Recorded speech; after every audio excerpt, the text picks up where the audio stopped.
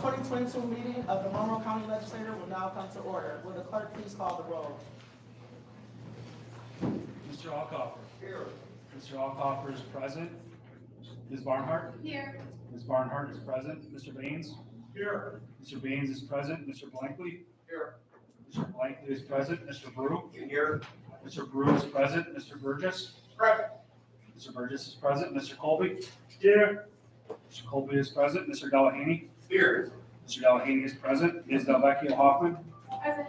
Ms. Delvecchio Hoffman is present. Mrs. DeFlorio. Here.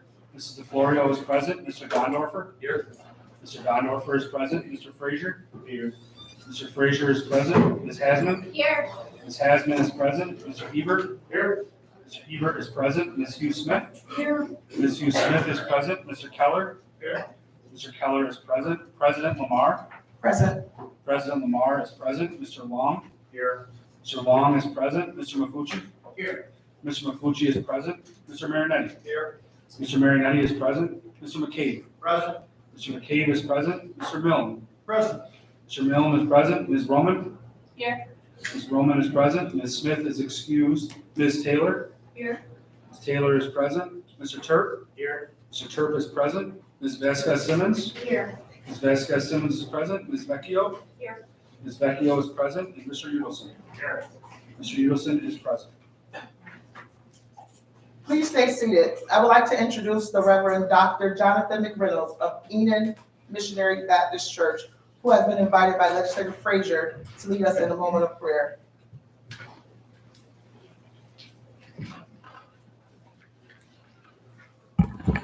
Good evening. Let us bow our heads for a word of prayer. Our eternal and heavenly Father, we look unto the hills from which cometh our help, recognizing that all of our help comes from the Lord. Lord, we ask that your presence will be upon this august body of legislators this evening. We pray, God, that you give them wisdom, guidance, and discernment as they attend to the affairs of government, humanity, and public policy. Lord, we pray that you would be with them this evening as they work out legislation that works to the benefit of our community. We pray for every corner, every sector, every township of Monroe County. We pray for peace to be upon Monroe County. We pray for economic prosperity to be upon Monroe County. We ask, God, that you would be with each legislator, regardless of political party or affiliation, but Lord, allow them to work together in synergy and collaboration for the advancement of humanity. We ask for your grace and your presence to be with us today. In the name of our Lord and our Father, amen. Amen. Thank you, Pastor McReynolds. I would like to present you with a certificate. Come back.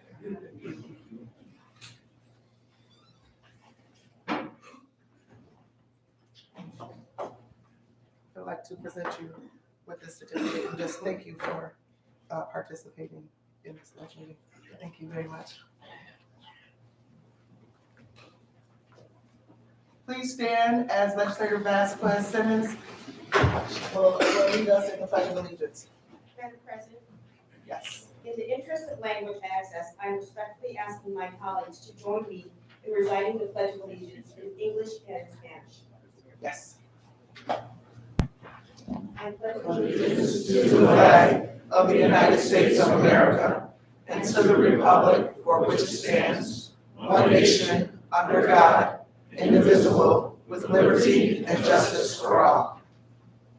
Yo prometo lealtad a la bandera de los Estados Unidos de América y a la república que representa una nación bajo Dios, indivisible, con libertad y justicia para todos. At this time, I ask that you remain standing.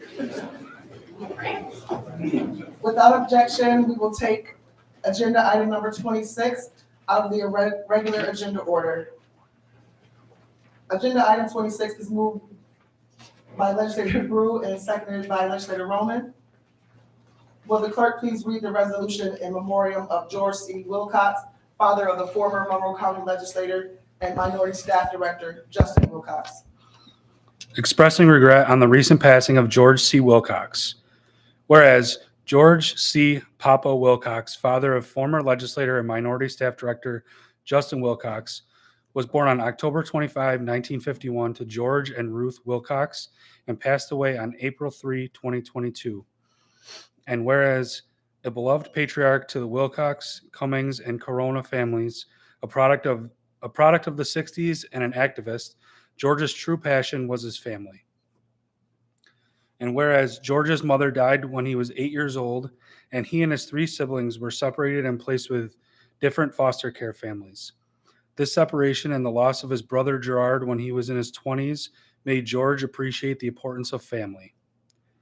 And whereas, as a young teen in the 60s, he left Rochester to go to New York City, where he worked at Steve Paul's The Scene in Greenwich Village, a renowned club where well-known musicians and interesting people gathered. George spent time with people like Tiny Tim, Les Chamber, and Mama Cass, and even played harmonica on stage with many musicians, including Jimi Hendrix. And whereas George was also engaged in politics throughout his life, he was an activist in the 60s and was part of the famous protest at the 1968 Democratic National Convention in Chicago. George worked for the Monroe County Board of Elections for more than 2 decades, and in 1990 he went to Nicaragua as an international observer to monitor their elections.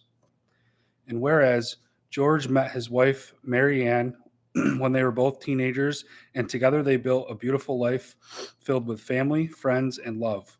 George cared about people, especially children, working for years as a youth care advocate. His entire life, he enjoyed making people smile wherever he went. He listened and did his best to make everyone feel special. George was generous, charismatic, complicated, passionate, and truly one of a kind.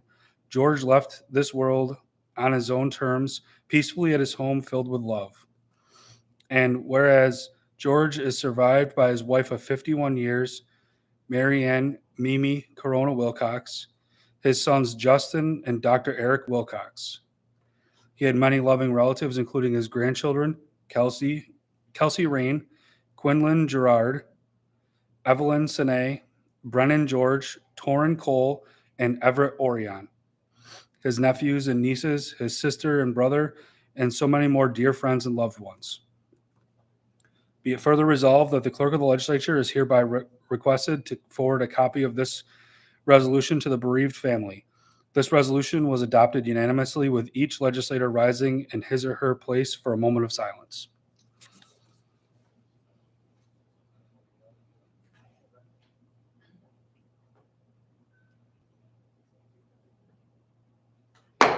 Please be seated.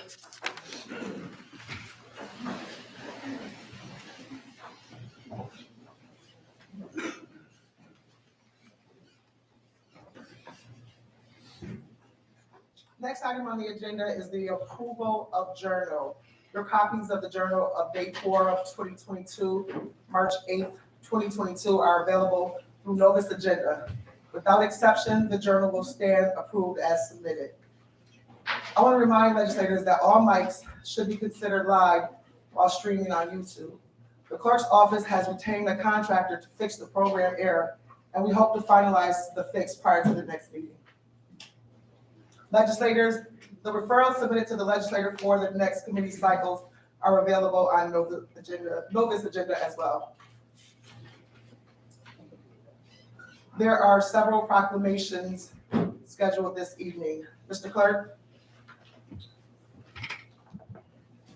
Would Sheriff Todd Baxter, Under Sheriff Corey Brown, and Accreditation Coordinator Denise Cesarano of the Monroe County Sheriff's Office, Chief Marvin Patterson, Lieutenant Karen Vargo, Sergeant John Landers, and Sergeant Kelly Randall of the Monroe County Sheriff's Office Court Security Bureau, Superintendent Maurice Leone and Christine Ross from Prime Care Medical of the Monroe County Sheriff's Office Jail Bureau, and Chief Deputy Michael Fowler, Commander Samuel Bell, Deputy Nicole Priolo of the Monroe County Sheriff's Office Police Bureau, and the New York State Sheriff's Association Executive Director Peter Keogh and President Tom Doherty please come forward? Also, President Sabrina Lamar and Legislator Paul Dondorfer.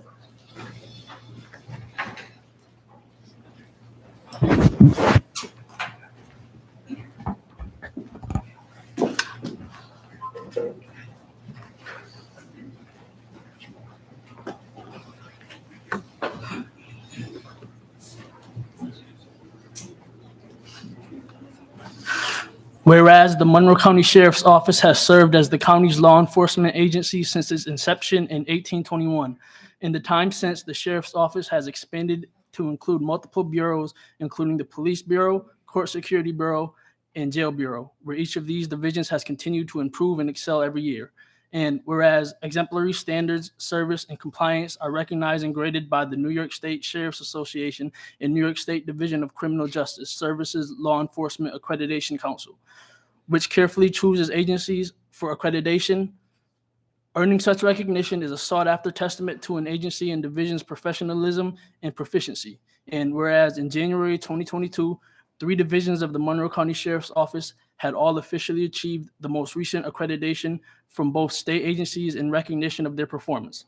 The New York State Sheriff's Service Law Enforcement Agency recognized the Court Security Bureau in compliance with all 39 standards with unanimous 5-year certification, and in September, the Jail Bureau complied with all 166 accreditation standards.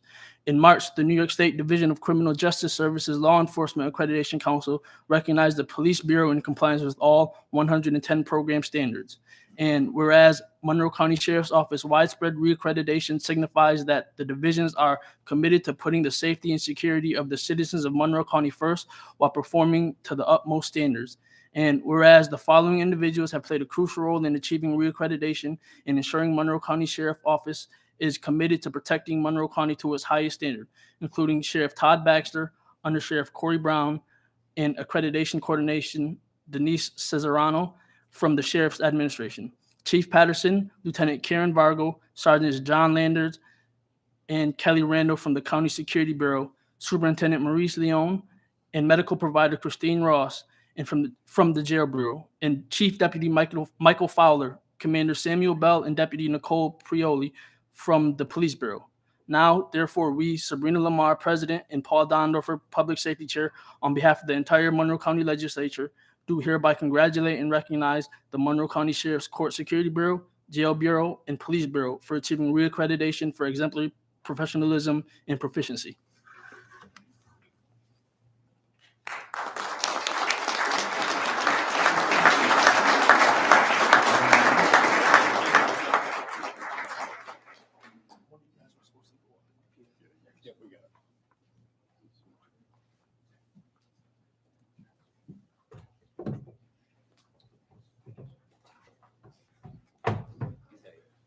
Thank you, folks. I'm Peter Keogh. I'm the Executive Director of the New York State Sheriff's Association, and it's my great pleasure to be here tonight on behalf of all the sheriffs of New York State, along with our President, Sheriff Tom Doherty from Livingston County, to recognize and honor Sheriff Baxter and the men and women of the Monroe County Sheriff's Office on the occasion of reaccreditation of 3 of the office's bureaus. You've already heard a great tribute proclaimed by this legislative body, and I want to add to that my own congratulations to Sheriff Baxter, to Under Sheriff Brown, to Accreditation Coordinator Cesarano, and to the Court Security Bureau, the Jail Bureau, the Police Bureau, and every division of the Sheriff's Office, because this is one of the only of a handful of sheriff's offices in the state that have been able to attain accreditation of every division. That is a great credit to all of those people and demonstrates their dedication to the pursuit of excellence in their profession. And it's also a great credit to this legislature and to the citizens of Monroe County, for without your moral support and your fiscal support, your financial support, these achievements and all the great work that's being done by your sheriff's office for the citizens of Monroe County would not be possible. So congratulations to all of you as well. I'd like to call upon President Doherty now to say a few words about accreditation, something about which he's a bit of an expert, because his county is also one of the few counties in the state to have full accreditation of every division. So Sheriff Doherty.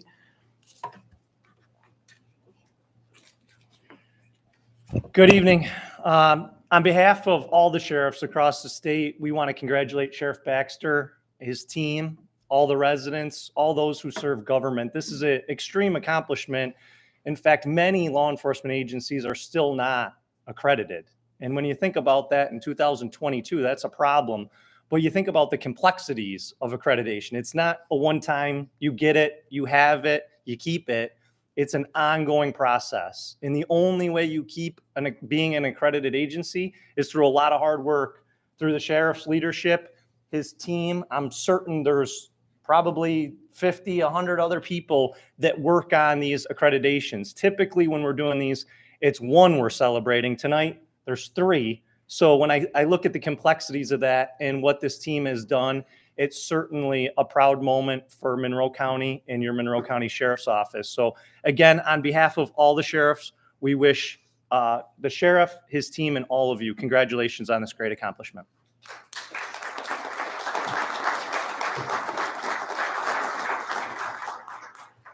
So I'm going to ask Sheriff Doherty to present these plaques recognizing the good work of the Court Security Division first, Sheriff. Sheriff, where am I going? Chief. Congratulations. Very well done.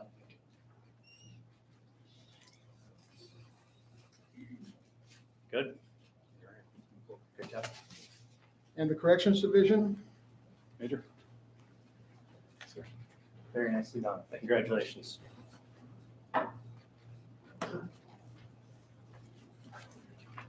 And we're also recognizing the Police Bureau tonight, but we don't have a plaque for them because they got that a little earlier. You should know that about 25 years ago, the Sheriff's Association started accreditation for sheriff's offices in New York State, and it was the first statewide accreditation program in the nation. Been adopted by many others across the country now. But a few years into that very successful program, the state asked us if they could take it over because they wanted to expand it to all law enforcement agencies in the state. So now, instead of earning accreditation from the Sheriff's Association, the law enforcement agencies like your Sheriff's Office earn their accreditation from DCGS, the State Law Enforcement Agency Accreditation Council, of which the Sheriff's Association is a member. So they received their plaque in Albany earlier this year, but we wanted to recognize them here too before the home folks because it's another great achievement by your Sheriff's Office and by your Road Patrol Bureau. So congratulations to all of you in the Road Patrol Bureau also. Now, to earn and maintain accreditation takes a lot of hard work by a lot of people, but we particularly want to recognize tonight those whose leadership and extra effort brought these 3 accreditation projects to a very successful conclusion. So first of all, I'm going to ask Sheriff Doherty to present a certificate of appreciation to Sheriff Baxter for all of his work in making these projects happen. Congratulations, Sheriff. And to Under Sheriff Corey Brown.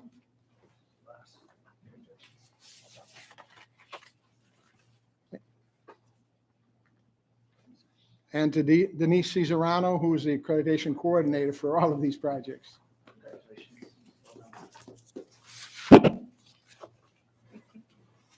For the Court Security Division, Chief Marvin Patterson. Chief. Again.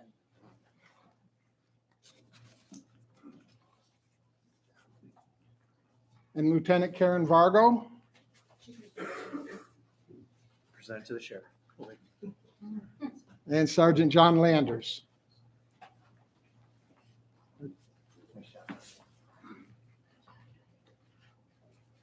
Sergeant Kelly Randall. Great job. Good work. And for the Corrections Division, Superintendent Maurice Leon, who is, I think, not here tonight, and Major is accepting that on his behalf. Thanks, Major.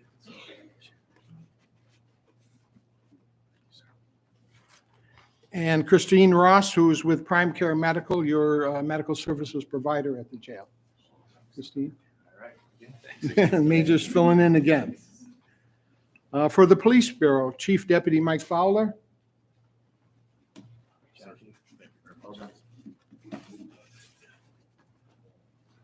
And Commander Sam Bell, who stepped into the breach, I understand. Congratulations. Well done. and Deputy Nicole Priolo. Great job. Well done.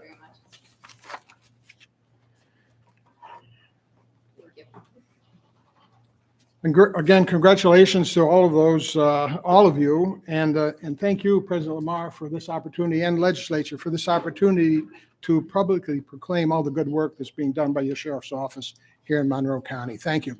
I'm going to ask Sheriff Baxter to say a few words now. Thank you.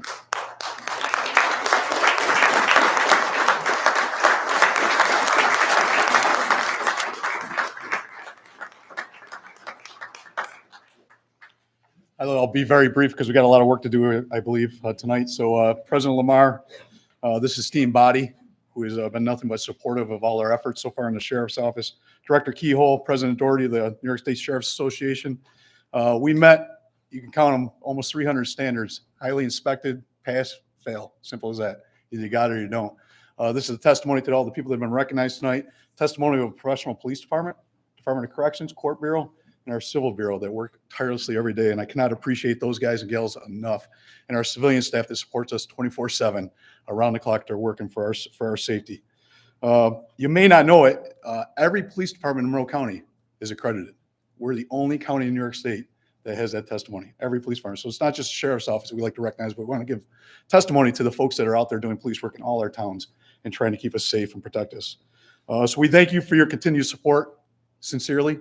I will go out on a limb here and say thank you for the incredible vote on our last contract. It's a testimony to what you believe in us and what we're doing in our job, and that we thank you publicly for that. I want to take this opportunity to say that. Thank you. God bless you.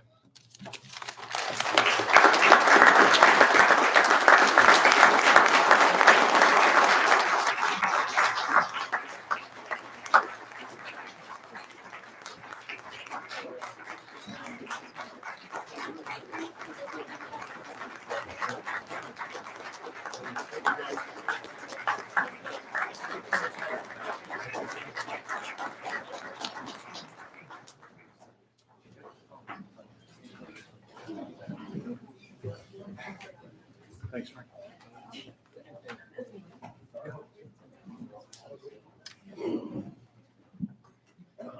Would representatives from the Gateways Music Festival please come forward?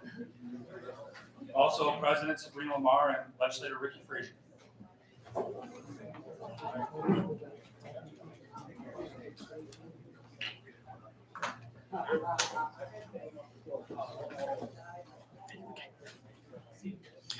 The Monroe County Legislature recognizes Gateways Music Festival, whereas it is the sense of this legislature to honor and celebrate the people and organizations that make Monroe County a better place to live, and whereas attendant to such concern, these legislators are justly proud to honor the Gateways Music Festival.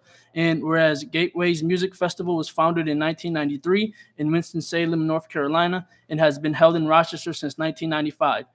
Gateways showcases classical musicians of African descent, whereas Gateways has featured over 125 professional classical musicians of African descent come from across the United States, Canada, Europe, the Caribbean, and South America to perform in more than 50 venues throughout the Rochester area. And pre-pandemic, Gateways hosted annual live audiences surpassing 7,500 attendees. And whereas Gateways provides this experience free and open to the public through performances, master classes, and demonstrations in Rochester schools, community centers, houses of worship, libraries, and senior living communities. And whereas Gateways Orchestra will be the first all-Black orchestra to play at Carnegie Hall in its 130-year history on April 24th, 2022. And whereas Gateways greatly increases the visibility and supports professional classical musicians of African descent and enlightens and inspires communities through the power of performance. Gateways is a testament to the work of the many people who make the festival a reality, including President and Artistic Director Lee Kuntz and late musical director Michael Morgan, and many more. Now, therefore, let it be known that we, Sabrina Lamar, President Ricky Frazier, Legislator District 28, do hereby honor Gateways Music Festival on this 12th day of April 2022.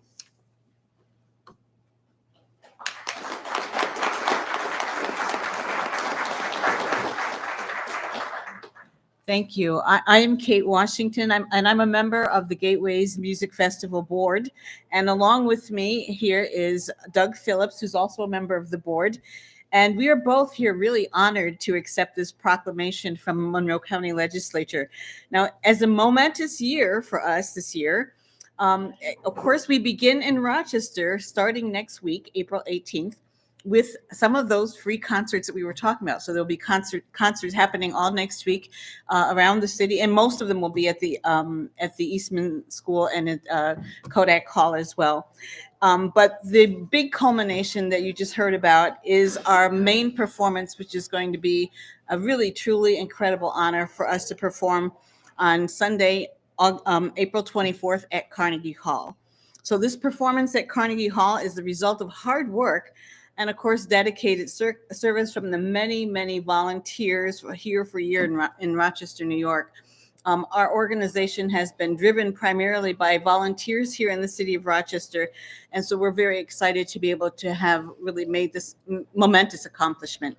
We're grateful for this recognition from Monroe County Legislature, and we're proud to take our Made in Rochester Festival on the road to represent our wonderful, remarkable region. So thank you all very, very much for this honor. Thank you.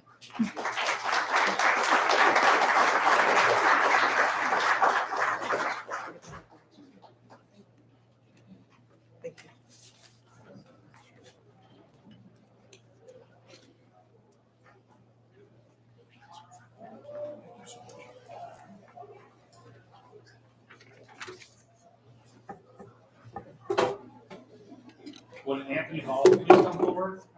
Also, Legislator Rachel Barnhart.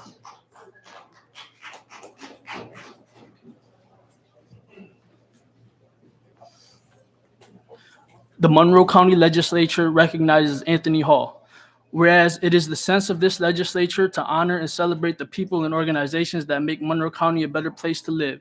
And whereas attendant to such concern, the legislature is justly proud to honor Anthony Hall, community leader and founder of the nonprofit Book Bags Express, for his service to the Rochester community and unceasing efforts to improve the community. And whereas Anthony was inspired by his grandmother, Delaney Cook Green, who was herself a community leader activist. Hall began his nonprofit Book Bags Express, which collects school supplies and delivers them to students and hosts food drives, teach-ins, and issue awareness-raising meetings and other community gatherings. And whereas Anthony has dedicated himself to working with young people to prevent conflicts and has played a major role in curbing violence in local neighborhoods. And whereas in his work to prevent violence in the community, Hall served as a youth intervention gang specialist for Pathways to Peace at the City of Rochester for 7 years. And whereas Hall also worked to intervene in the lives of young people as a dean at Vertus High School, where he has given an intimate view of the lives of his students. And whereas throughout his entire career, Hall has worked tirelessly to improve the lives of young people, make this community safer, and break down barriers. Now, therefore, let it be known that I, Rachel Barnhart, Legislator District 21, do hereby honor Anthony Hall on this 12th day of April, 2022.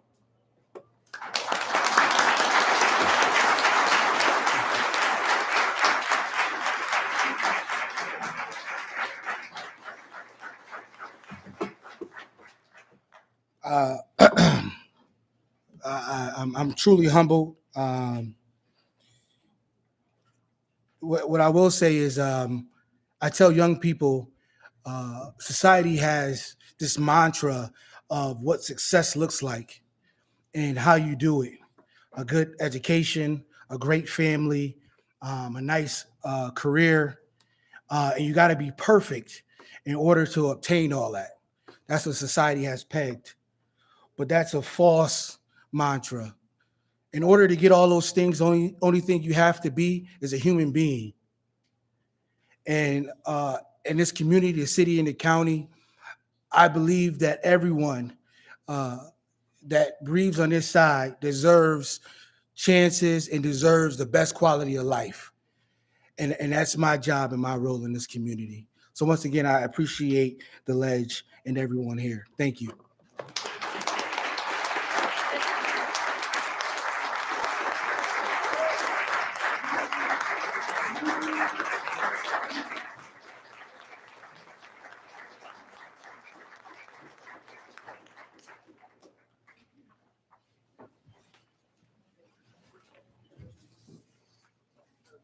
the Monroe County Legislature recognizes resolution in support of democracy in Ireland. Whereas Monroe County, New York has a distinct history of welcoming Irish immigrants since its early days through modern times. And whereas Monroe County has greatly benefited economically, politically, socially, and culturally from the active participation of Irish and American Irish citizens. Whereas this historical and current connection between the people of Ireland and the people of Monroe County continues to be felt in the hearts and minds of citizens in both nations. And whereas the citizens of Monroe County, the United States, and Ireland embrace common values of democratic rights and the Republican form of government. Whereas the current relationship between Ireland and the United Kingdom has challenged the long-standing peace process, including the cornerstone of that peace, the 1998 Belfast Agreement, the Good Friday Agreement, which provides democratic processes to address the critical matters of legacy, justice, reunification, equal opportunity, and civil rights. Be it resolved that the Monroe County Legislature, as elected representatives of its citizens, expresses unwavering support for the Irish people and share with them steadfast support for democratic principles outlined in the 1998 Good Friday Agreement and the 2006 St. Andrews Agreement. Encourages all parties and partners in these agreements, including the Republic of Ireland, the United States, the United Kingdom, and the European Union, to redouble and reinvest themselves in the peace process, and continues to honor and value the significant historic and modern relationships with the Irish people and culture. Now, therefore, let it be known that we, Sabrina Lamar, President, John Baines, Legislator District 18, Sean Delahanty, Legislator District 11, and Linda Hasman, Legislator District 23, do hereby recognize the above principles on this 12th day of April 2022.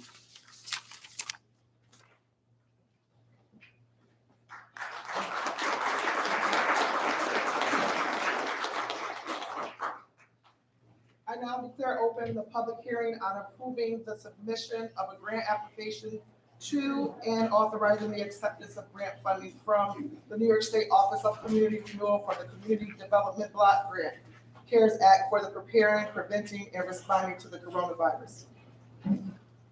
No one is registered to address the legislature for this public hearing. There being none, I declare this public hearing closed.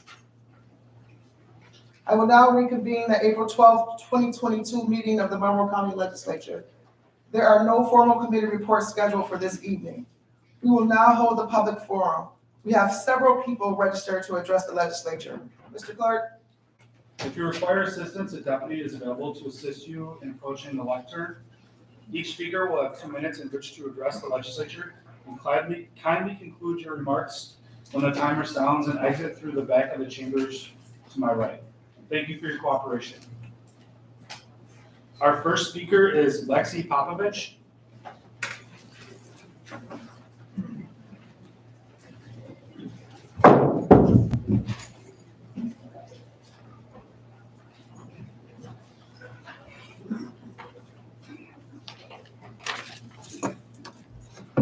Good evening.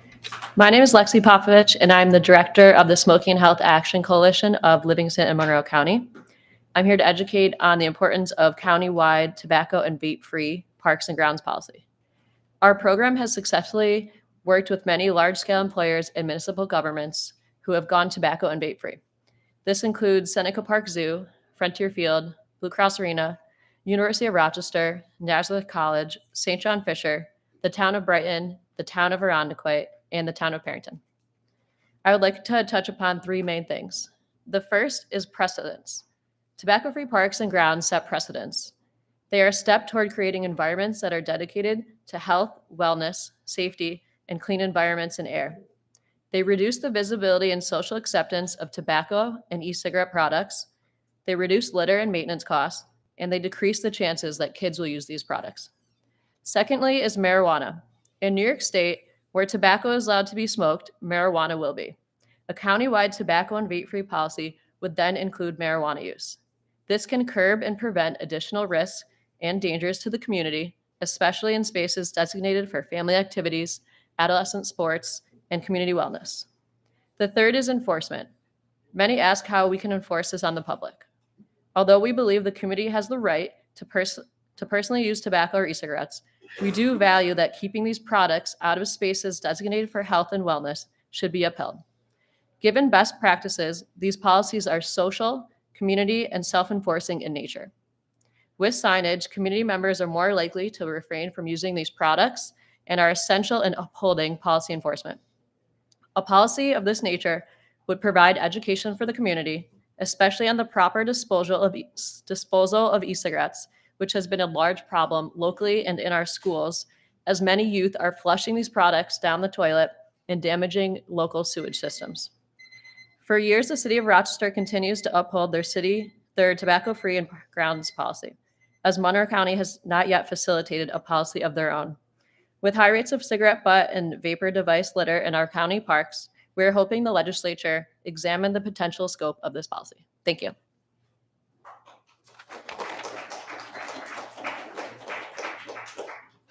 Our next speaker is Sarah Brown.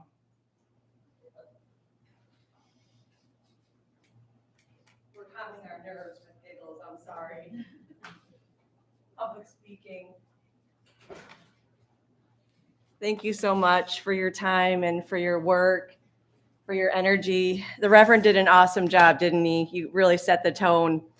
And I'm very grateful. I'm going to take just a second to say how lovely, first of all, condolences and congratulations and appreciation for all the proclamations and all the work that's being done in our county. So I'm here to talk about tobacco-free grounds. And I know that on the scale of things, it may not be the top of the list. However, it's still an issue, especially now that cannabis is being legalized. With youth using, it's becoming an extremely urgent issue. So I think that we're going to have more and more problems. And smoke is smoke, and people might say that marijuana smoke is harmless. However, when you combust anything, when you heat anything, it turns into chemicals, and it turns into toxic chemicals. Secondhand smoke, ammonia, arsenic, and other things I can't pronounce. I can, but I'm not going to go through the list. So with our New York State public health law, our parks and grounds are covered, our parks are covered for children. If there's somebody on the playground that's 12 years old, from sun up to sundown, you can't smoke. Is that where we draw the line? 12 years old, we're not going to protect anyone else. Counties and municipalities have the ability to expand on that into pools, sport fields, bike paths, beaches. Smoke-free laws encourage smokers to quit and discourage youth from starting, which I think is something that we need to focus on. Healthier communities lead to lower costs for healthcare. Tobacco-free living, including being protected from secondhand smoke, reduces a person's risk of developing COPD, cancers, heart disease, and the list goes on. More than 500 municipalities in New York State have made outdoor areas, recreation areas, tobacco and vape free, and I think that we can do that in our county. Protecting park users from harmful, damaging effects of secondhand smoke, reducing litter. Right now, we're seeing a huge impact of vaping and other litter. And I'll leave that with you to contemplate, and we can follow up with materials. Thank you so much for your time. I really appreciate it. Have a wonderful evening. And thank you for your work.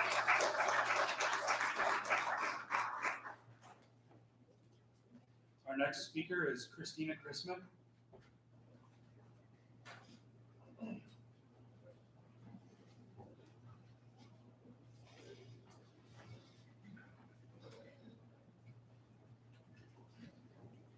Hello, everybody. You may remember me. My name is Christina Chrisman. I'm the president of the Federation of Social Workers. The Federation of Social Workers represents about 700 employees in the Department of Human Services. Later on tonight, you'll be voting on a matter of urgency to raise our wages a little bit. I urge you to vote yes for that. As you know, the department is severely understaffed right now. We need every incentive to keep the employees there. I just want to say that this is a step in the right direction, although we have a lot of work to do still. Even with the raise, the members in our union will still be some of the lowest paid in the surrounding counties in their titles. We do have some surrounding counties that actually start off more than our highest max out at. So I urge you to vote yes. Make it right for our employees. You know that inflation has skyrocketed, and the 2.5% will go a long way in helping them pay their bills. Thanks.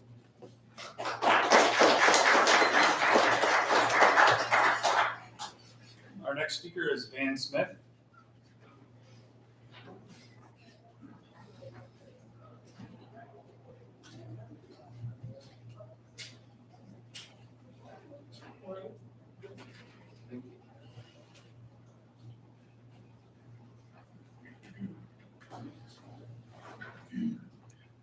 Good evening, everyone. My name is Van Smith. I'm the founder and executive director of Recovery Houses of Rochester, and I'm also a co-founder and president of the New York State Alliance of Recovery Residences. And what we do is we work with folks, particularly men, that have substance use disorders and who are looking to reestablish themselves in the community.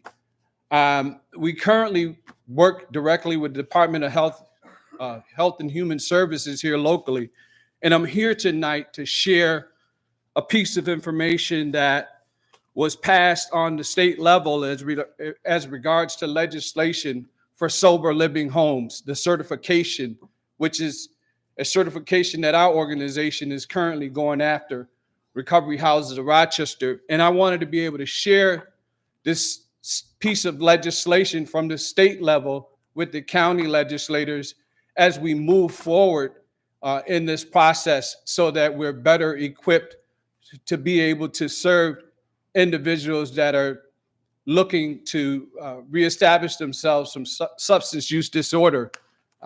Hopefully this will not be my last time before you in having this conversation. So I did print 30 copies of this legislation. It is hot off the press this week.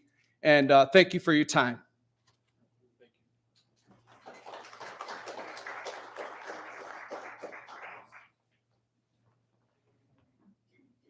Our next speaker is Gene Nolan.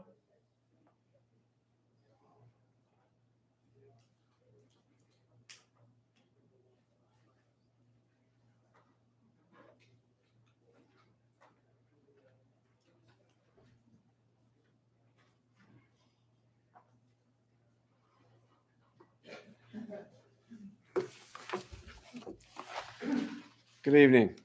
My name is Gene Nolan.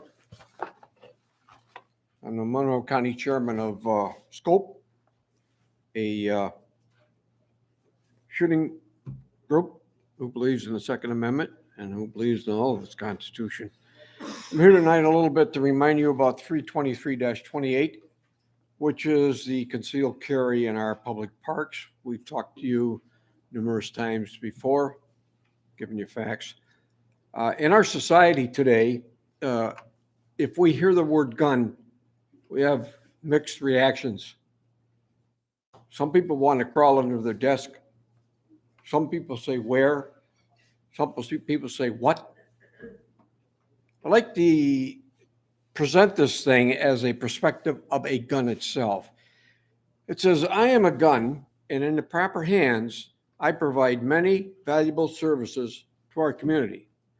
I'm essential to law enforcement and in keeping you safe, and also help law enforcement maintain law and order. If you don't think that's happened, look at England. 1996, they gave the guns, the crime rate went up 360%. I helped the United States win 2 wars and 2 global skirmishes. I am guaranteed by the Second Amendment of the Constitution of the United States. I give average law-abiding citizens a tool to protect family and loved ones. I'm an inanimate object. I can't do anything by myself. I'm consistently blamed for shooting people. I'm not guilty of shooting anybody. People shoot people. I provide employment for skilled and non-skilled Americans in my production. I am a key opponent or a key component of an Olympic sport. I provide millions of Americans the opportunities to hone a skill. I'm an asset and I am collectible. The fact of the matter is, I'm a law-abiding citizen and a legal gun owner. and I'm a constituent of Mr. Udelson's territory. I'll expect your support in a manner like this. Thank you. Thank you very much. Our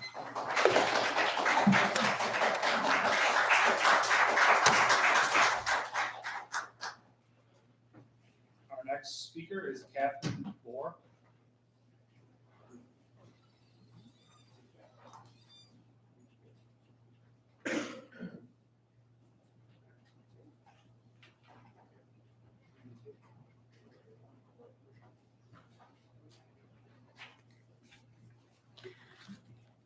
Good evening. Since crime rates have risen in the last few years, I have taken steps to learn how to safely carry a firearm. I've gone through the proper process and been licensed to carry by New York State. I've even taken further training to ensure that I carry safely. I respectfully ask, why does Monroe County limit our right to protect ourselves inside county parks? I used to enjoy visiting Monroe County parks with my children, but I don't feel safe bringing them there any longer. Please take steps to amend 323-28 and allow properly vetted citizens to carry their legal firearms in Monroe County parks. Restore the safety and security that our Second Amendment gives us, especially us moms. Thank you.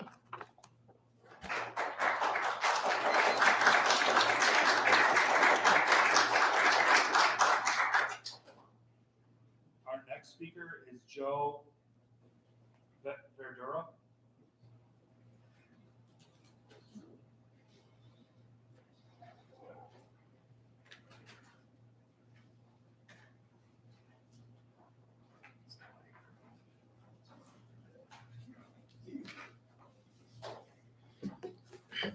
Hi, folks. My name is Joe Verdura, and I'm a member of Monroe County Scope. Did you know it takes approximately 11 minutes for police to respond to your address if you need help?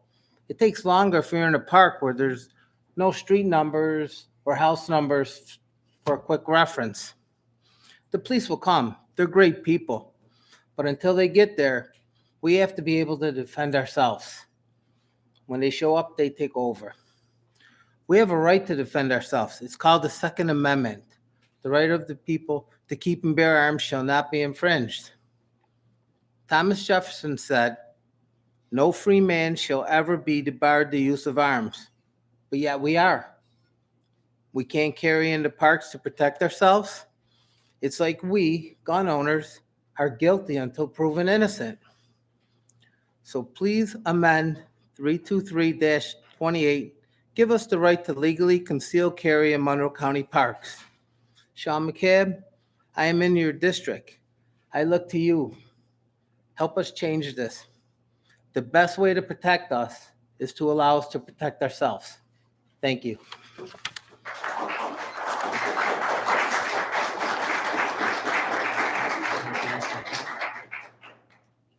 Our next speaker is Stephen Jackson.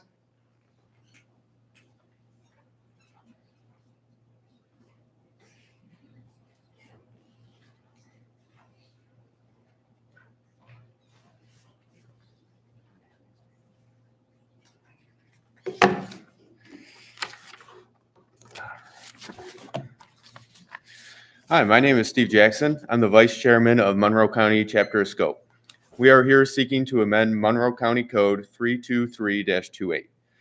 I would like to ask you when the last time you purchased insurance. Was it for your car? Was it for your house? Was it for life insurance? What about your health insurance policy? When you were getting your car insurance, did you intend to get into an accident? When you got your house insurance, were you intending for it to be vandalized? Did you intend for your home to be flooded? Did you buy life insurance with the intention of dying the next day? Did you intend to get sick or break a bone when you signed your health insurance policy? We don't buy insurance for things that are going to happen. We buy insurance for things that could happen. Insurance is the protection against the unknown. The same principle applies for our gun rights. It is not protection for it is the protection for the common person from the unknown. I'm a big, strong guy, but I don't want to carry a police officer with me everywhere I go. Nor do I think you want to pay for a police officer to be my personal bodyguard. We are asking for our insurance policy against criminals and wild animals. We don't know when we'll need to use our guns to defend our families, but just like an insurance policy, we need to have it to use it. You don't have to pay for this protection because we are more than willing to pay for it ourselves. We are asking for you to amend Monroe County Code 323-28 to make sure we have our insurance policy against criminals and wild animals in our parks. Mr. Michael Udelson, as my representative, I'd appreciate your support on this amendment. Thank you.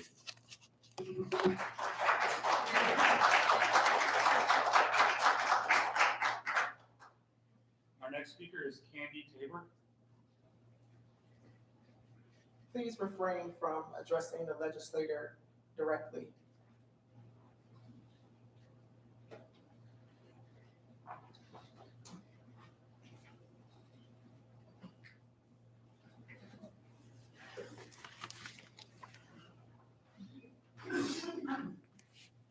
Madam President, the Legislature, my name is Candy Tabor. I'm Secretary for Monroe County Scope. When the Monroe County Park Law was originally enacted in 1962, the language and tone were very, very clear. You wanted to protect the beauty and the natural habitat while providing a wildlife setting for families in the area to enjoy. The law read at the time, carry, fire, or discharge any gun, pistol, firearm. You couldn't carry a rocket, torpedo, or other fireworks of any description, nor could you use a bow and arrow or engage in trapping or hunting. All of that was prohibited. You also couldn't carry any flowers or shrubs into or out of the parks. No slingshots, no axe, no shovel, no spade. None of that. They wanted to protect the flowers, the fauna, the animals, and our attendance there. There were restrictions on loud music, no public speeches, no rallies. It was a place for peace and tranquility that can only be found in nature. That was the goal. Over time, things have changed. The wording and the tone and the intent have changed. Life has changed since 1962, some good, some bad. The often evil nature of man has become prevalent everywhere, including in the Monroe County parks. Peace and tranquility are not the norm. Criminal activity, assault, robbery, rape, and murder happen, even in Monroe County parks. Today, the law reads, no person except a law enforcement officer shall carry any firearm, switchblade, gravity knife, slingshot, or any other dangerous weapon. I'm not sure why a policeman wants a slingshot, but nonetheless.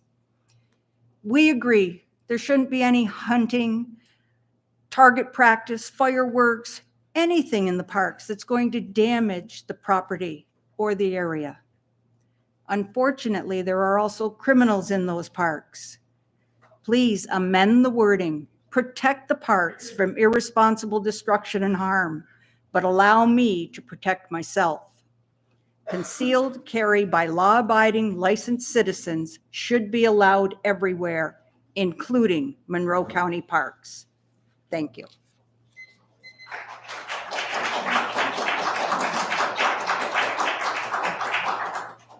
Our last speaker is Hannah Welzer.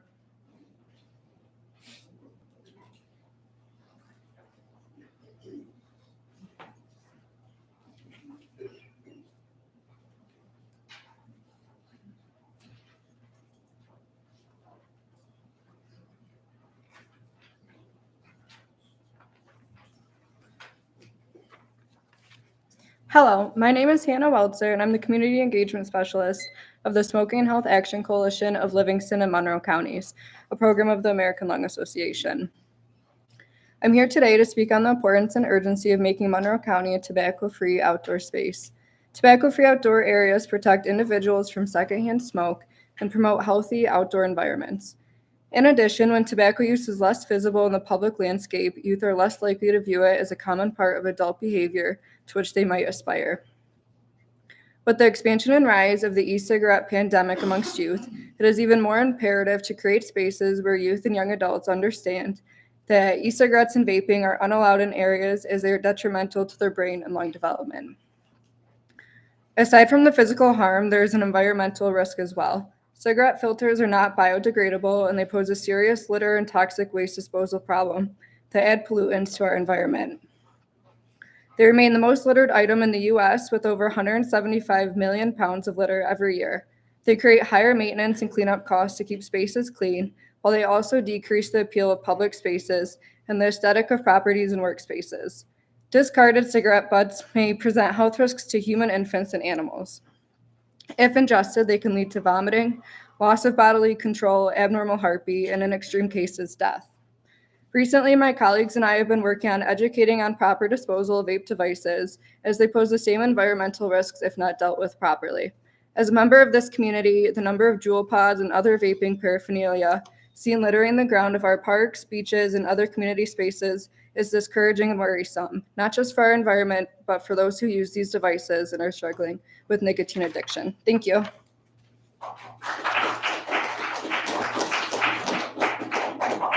This concludes the public forum.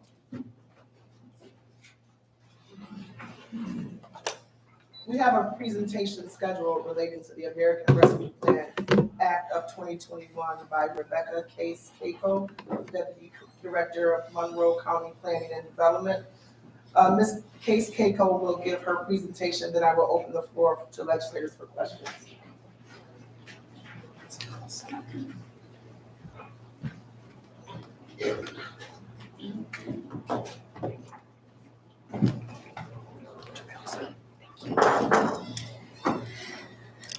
Thank you, everyone. Thank you, Madam President, for the opportunity to speak today. And thank you to the respected members of this county legislature. I appreciate the opportunity to share where we are so far with the planning and the development of the ARPA money that Monroe County has been allocated. I wanted to start with, this has been an intentional process. The idea behind spending $144 million was a daunting concept, but ultimately we decided that this is something that's bigger than just a moment where we have $144 million. This is an opportunity to expand the resources within the community and ideally come up with a transformational change in our community where we have not seen in recent generations. We have recently been partnering with other community entities who are government partners and other funding agencies to ensure that whatever we come up with, we're working together as a team so that a great idea doesn't have to be limited by what the Monroe County ARPA funding can deliver, but rather we can partner with other folks, strong partners in our community who want to support a vision of change in our community as well. We started with a process that frankly publicly began in October of this past year. We wanted to make sure that we were connecting with the community. We wanted to offer a transparent policy or process that was inclusive and frankly very data-driven. From that information that we collected, we decided that this is something that we wanted to focus the dollars on something specific, the three goals that we wanted to be able to present to the whole community and offer real transformational, again, generational change. So start with what we know. Instead of starting over and asking people what they want, we were able to go to 12 government and community reports that have already been vetted by our community, already been respected, and offered recommendations that this community has said repeatedly that we liked, we supported, and wouldn't it be great if we had an opportunity to fund those recommendations? We decided that that was a good starting point to identify what are the themes that this community has already seen as a need for us to invest in. we found those themes, and there were 6 of them. Over and over, we came across these ideas. From those 6 consistent themes, we sought public input. That was a process that took place between October and December of last year. Ultimately, we used 3 primary mechanisms to retrieve that information from the public. A public survey, which is about 7 questions long, available online and in paper form. We hosted 4 community public sessions, 1 virtual and 3 in person. And we asked our community constituents and partners and neighbors and friends to offer community partner statements, which was a 2-page statement that they could tell us whatever it is that they thought that ARPA funding should and could be used for. And those statements ranged from priorities that they identified within their community, or very specific dollar amount asks, what they were looking for for their agency. From all of that information, we collated it, processed it, and determined that there are really ultimately 3 goals that we could synthesize from that information. And again, we used those 3 goals as a basis of a conversation with our community partners in local government and other funders. And then we had a stakeholder meeting with those individuals to make sure that we were on the right path and that we were developing a strategy that made sense from their understanding as well. So when we started that public input session, we wanted to make sure that we were connecting with our underserved communities. We were very deliberate about going into our communities that have traditionally not had a voice. We focused on 12 groups.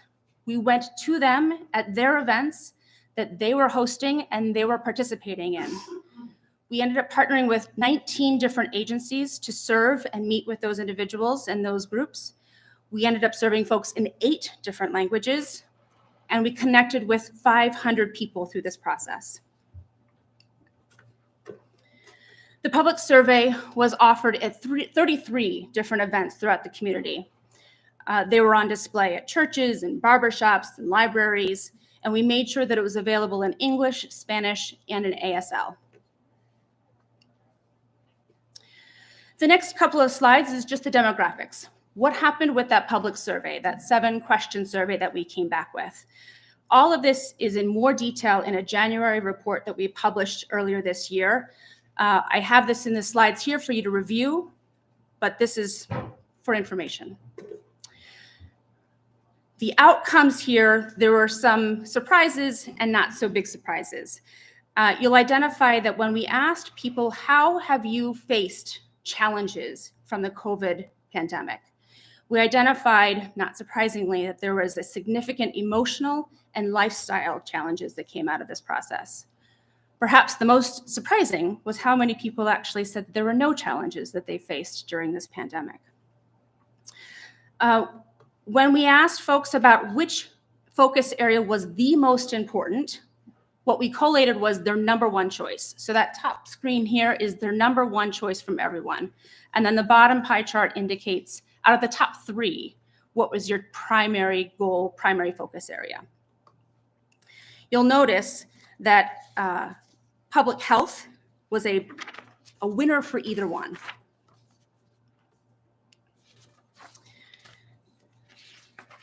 For the next slide, we just wanted to talk through about what happened at our public feedback sessions. And during those, we identified again, what are the priorities that the community identified for us to take a look at?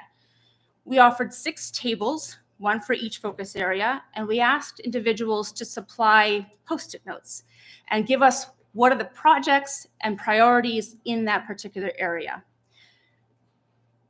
In front of you is the top 3 areas. We collated the information that people provided. We came up with a summary of each topic and essentially categorized it, and then we numbered it. And so what you see in front of you is the numbers, the top priorities for each of those 6 priority focus areas.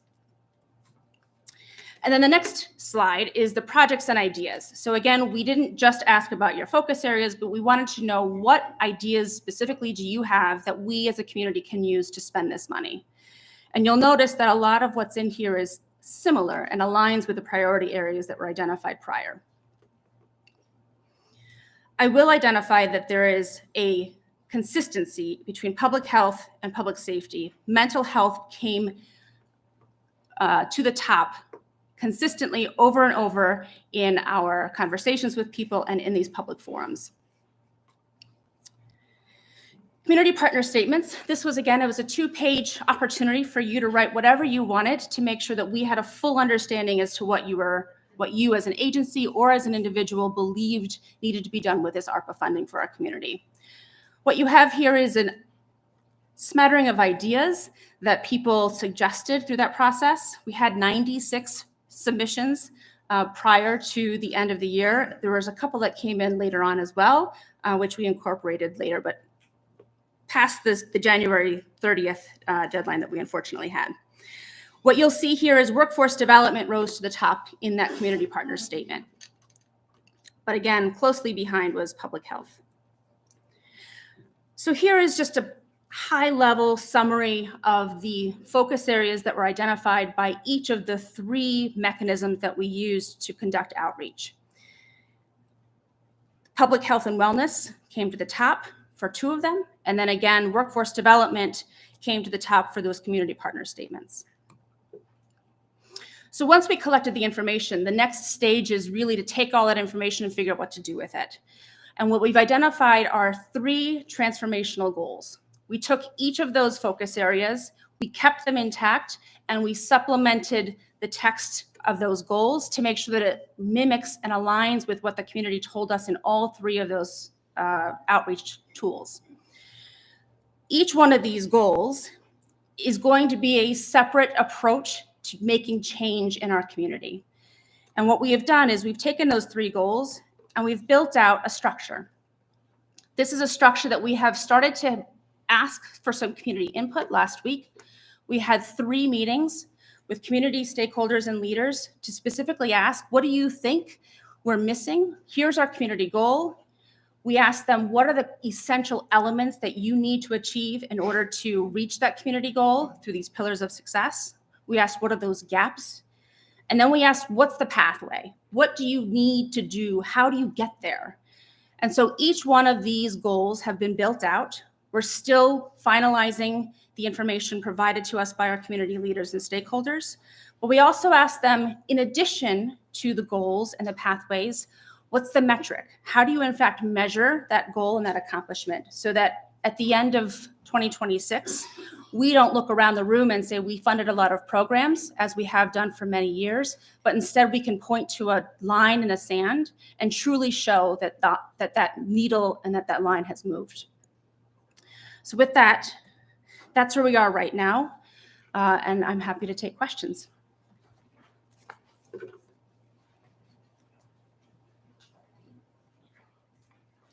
Does anybody need or want a copy of the presentation?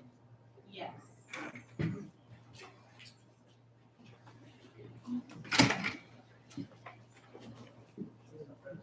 Yeah, I don't know how many. Can you send them to staff? Yeah.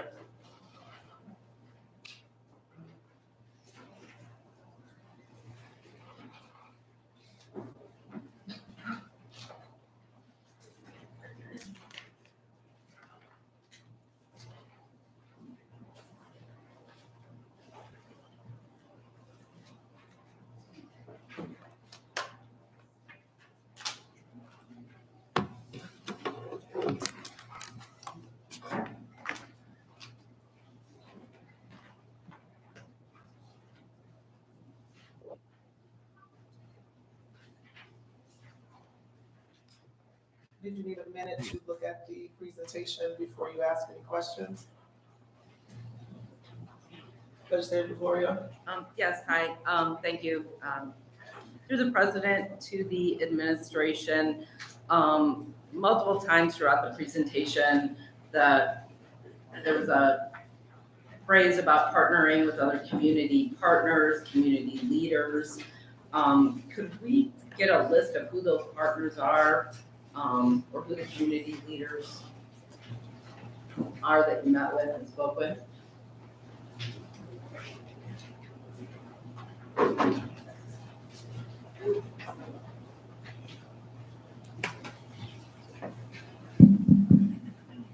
Through you, Madam President, yes, we'd be glad to get you a list of the organizations we were working with.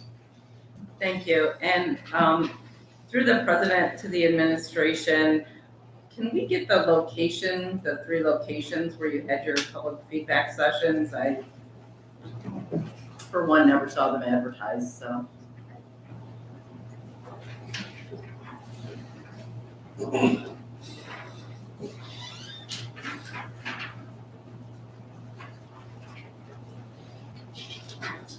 Legislator Hugh Smith.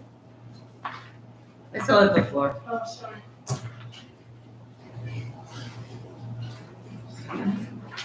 Thank you. Through the chair, we had 3 in-person meetings. The first was held on October 27th at the Millennium Lodge at Grease Canal Park.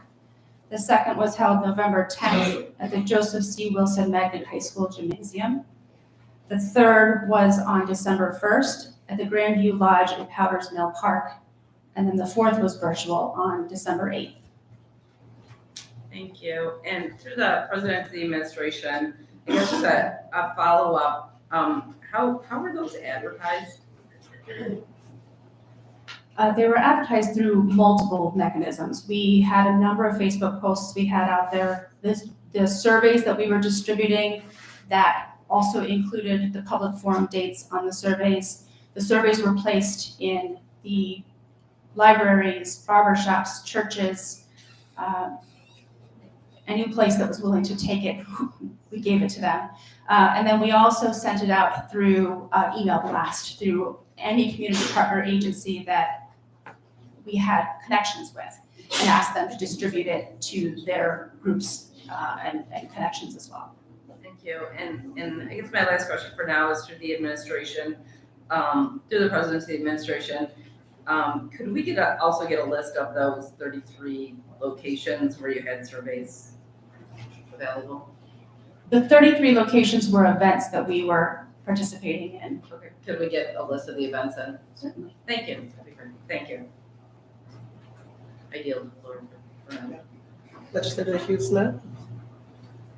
Thank you, Madam President. Through you to the administration, having attended some of these events and had feedback from other committee members who attended, I'm curious, in the sustainability section, you list recycling, but I wonder, does that include composting, or where's composting? So I heard a lot of conversation about composting and not so much about recycling per se, myself in those forums. Through the chair, that was an element that was discussed extensively in the public forums and in the community statements, and that has been embedded into the structures that we identified as part of those 3 primary goals. And once it's fleshed out, you see that composting is a critical element of it and was raised on multiple occasions as well. Through you, Madam President, is that listed here somewhere? Or I don't see it in the slides. Maybe I'm just. Through the chair, no, the word composting is not in the presentation directly, but it is inferred in the goal established under sustainability. Okay, thank you. I yield the floor. Any other questions? Madam President. Go ahead, Legislator Rowland. Through you to the administration, when it says connecting with underserved communities, and one of the communities is identified as student, is that the college population, or are we talking about young people here? We identified that as both. And so when we addressed that population through the chair, we asked for college students, and then we also attended an event where we would encounter and talk to parents of young children. And so we tried to check that box with both sides of the student spectrum. Thank you, that was the only question I have for Madam President. Legislator Baines. Thank you, Madam President. Through you to the administration, has a decision-making matrix been developed with priorities and standards for how the awards will be made at this point? Through the president, we are in that process of developing that as we speak. We intend to work with our partners in government, with the city of Rochester and other funders in the community to ensure that the way we establish that matrix aligns with the goals that we've looked to achieve through this process. Is it, through you, Madam President, to the administration, is it part of the vision and the interpretation of the word sustainability that funds will be dispersed to community partners who have a tradition and a past practice of serving the community? In other words, they've demonstrated their abilities to sustain themselves prior to COVID. And is in fact the effects of COVID part of the criteria for deciding who warrants support?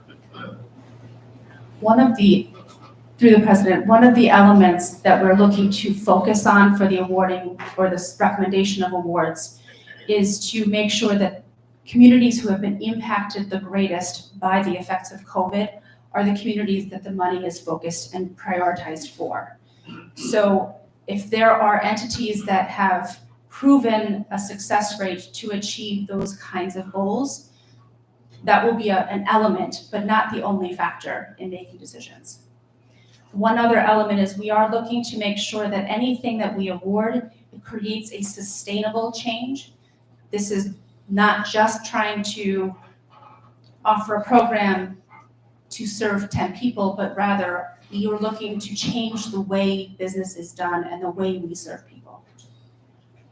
Through you, Madam President, so reflectively listening to your comment, what I'm hearing is that these dollars are meant to be dispersed in such a way that after they're dispersed, programs will not stop. So part of the decision, just checking my understanding, part of the decision-making would be then the ability of the partners to continue to provide the service after they receive the funds. Is that going to be a major criteria or factor in the decision matrix? Through the president, yes, that is absolutely a key component of the matrix that we are in the process of developing, is that sustainability. This is a one-time shot of funding, and we are not interested in throwing money after a program that will no longer exist unless it has truly achieved the goal that it has set out and changed the way things are done. And through you, Madam President, my final question, is it part of the decision-making process to include this honorable body, the 29 elected representatives of the population of the county, in making decisions about the disbursement of this money?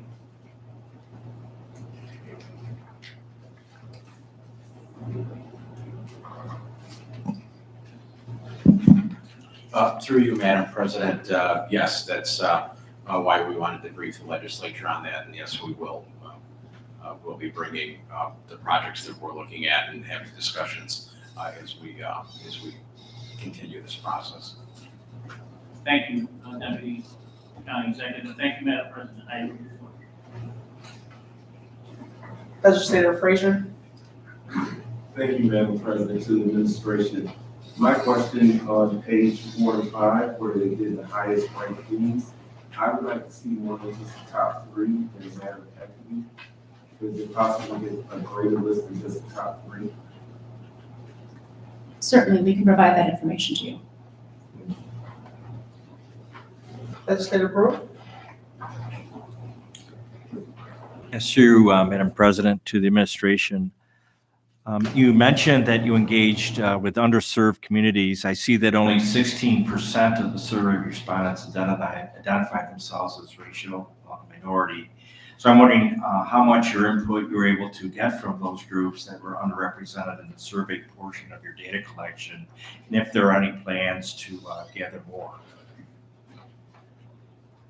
Through the president, we have identified that as an area that we banked on having those 12 reports on the front end, that those would also be part of our evaluation. So we tried to build upon the surveys and the recommendations of our community that had been done in an inclusive and respected manner, and then build it from there. when we sent the surveys out, we were very deliberate about our outreach efforts were focused on those underserved communities. And that's why we reached out to those agencies, we popped into those events specifically to make sure that we were gathering that information. In terms of continuing reporting and continuing data collection, we are working with the City of Rochester.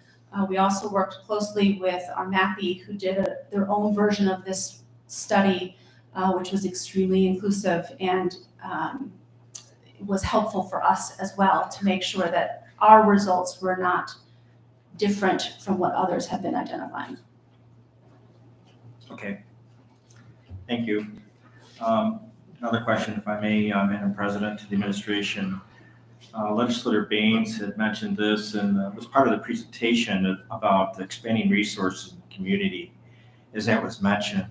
And there was also a brief discussion here regarding you want to engage in those efforts that can be sustainable with those organizations. So my question is, how would any of these services or programs be sustainable without monetary support? I guess I don't quite understand that. Through the president, the idea is for this to, because it's a one-shot chunk of money, we're not looking to continue programs that have already been in existence. We're looking to change something. So we're asking for folks to come up with and be creative in how they approach and achieve that change. We're asking for people to consider how are they going to sustain this long-term, because this money is not going to be present after 2026. And so we're asking the applicants to consider how is this going to either A, achieve change, or how are you going to sustain this without this type of funding in the future. So the burden we're placing on the community to be creative to maximize the use of this investment moment. Okay, thank you. And through you, Madam President, as a follow-up question, you mentioned change, but I think the operative word here is expanding. If you're expanding services or resources, in my mind, that would indeed include additional funding of some sort. So, Through you, Madam President, is Deputy Director Keiko stated, these dollars provide a once-in-a-generation opportunity for us to fund different programs in programs that either aren't being funded or there wouldn't be dollars to fund now. I think the thought of what we're doing is we're partnering with foundations, we're partnering with other government partners, and I think what will happen is we start to see programs and projects that deliver results that move the needle in a way that we want, and the community acknowledges makes a positive difference. It's going to be a challenge to find funding, but also I believe we're confident that there's going to be a will to make that happen if we see a number of programs that are proving to be successful. Again, I think there will be a will in this community through the foundations, through our existing government dollars, and other opportunities that are down the road that will help us extend these past the deadline that we have to spend these dollars. okay. Thank you. And if I may have a few more questions. The administration has identified six, through you, Madam President, the administration has identified 6 top priority categories: economic recovery, sustainability, public health, wellness, public safety, infrastructure improvements, and workforce development. Can you share if there's yet been any ranking of the aforementioned priorities? Or are they just out there as of now? The rankings that we are able to provide is what we've provided in this presentation. So because there were 3 separate, through the president, because they were through 3 separate mechanisms, we couldn't combine them statistically, so we simply ranked them within. 1 through 7 or 6, okay. We rank them within each mechanism of community input. Thank you. And through the president, to the administration, in economic recovery, does the administration have reports on the current economic stability of small businesses in Monroe County, including MWBE certified businesses? Through the president, that is it's a major element of conversation that the community brought to us. There are reports out there. I can't speak to exactly what they are at the moment, but we have incorporated as part of the initial review of those 12 reports, the concerns and the need for MWBE support and expansion. Okay, thank you. And again, through you, Madam President, I'm just going to blast through all my questions and I'll yield the floor to the rest of the legislature. I'm sorry. Through you, Madam President, to the administration, in public health and wellness, does the administration anticipate utilizing any of this funding for COVID-19? If so, what areas of response are we currently lacking funding in? Through the president, there was an initial earmarking of $20 million set aside. It has not yet been spent, but it has been earmarked as specifically for COVID relief. Thank you. And a follow-up question to that through you, Madam President, the administration. Earmarked, was that any type of a mandated set aside for COVID, or was that a local decision? Through you, Madam President, that was a local decision before we started any public outreach process. Okay, thank you. Another question through you, Madam President, to the administration. What does the administration view as alternatives to policing? Through you, Madam President, the benefit of this process is that we are asking the community to provide ideas and support and programs that fit into what the community has identified, which is alternatives for policing. We have not identified any programs in any way that we are interested in funding right now. We have been exclusively focused on process and making sure that the community brings to us what is needed from their perspective. And at this point, we don't have anything specific in mind for funding around that particular topic. Okay, thank you. And one more question. I promise through you, Madam President, to the administration, what is the timeline for fully identifying finalized priorities? Through you, Madam President, we have finished the stakeholder conversations last Friday. We have asked for our partners and leaders to provide last rounds of feedback and statistical documentation and metrics for us.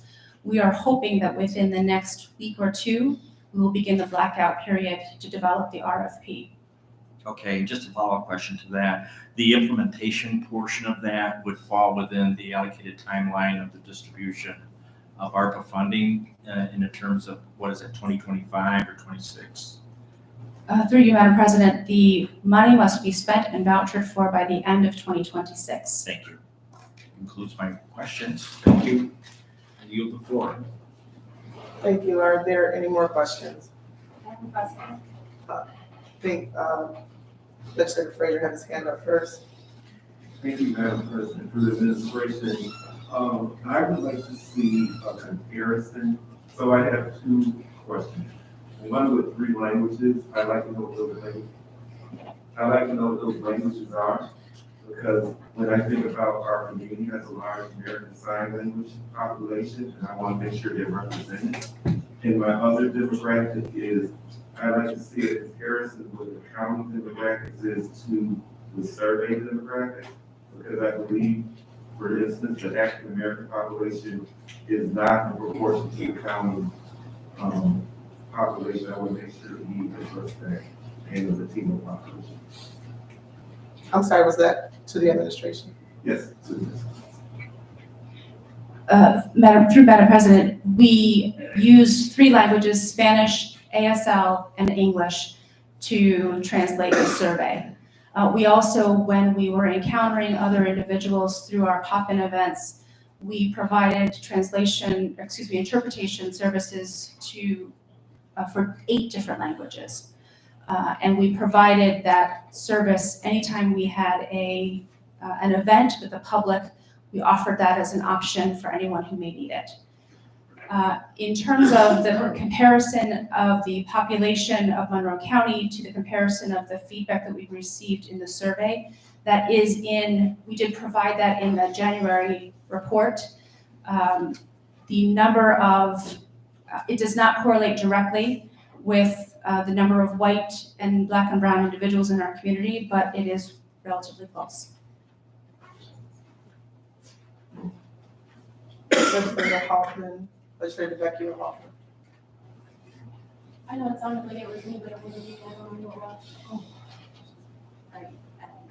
Go ahead, Legislator Bowman. Through you to the administration, I just want to look back to the funding so that I understand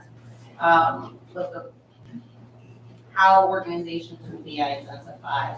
I heard that the organizations have to be able to show some sort of longevity or have been able to show that they have created positive outputs in our community. But then I think I also heard that we want organizations to be creative, nimble, and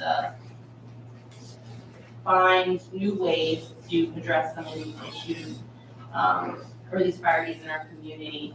Can you let me know which of the two we most prioritize or what the thought is there? Through you, Madam President, I don't foresee one being prioritized over another. I foresee as part of that development of the matrix is that there are a number of factors that will have to be considered when determining awards and where we want to focus and prioritize this funding. So I don't have a direct answer to you other than that it is, both will be considered heavily.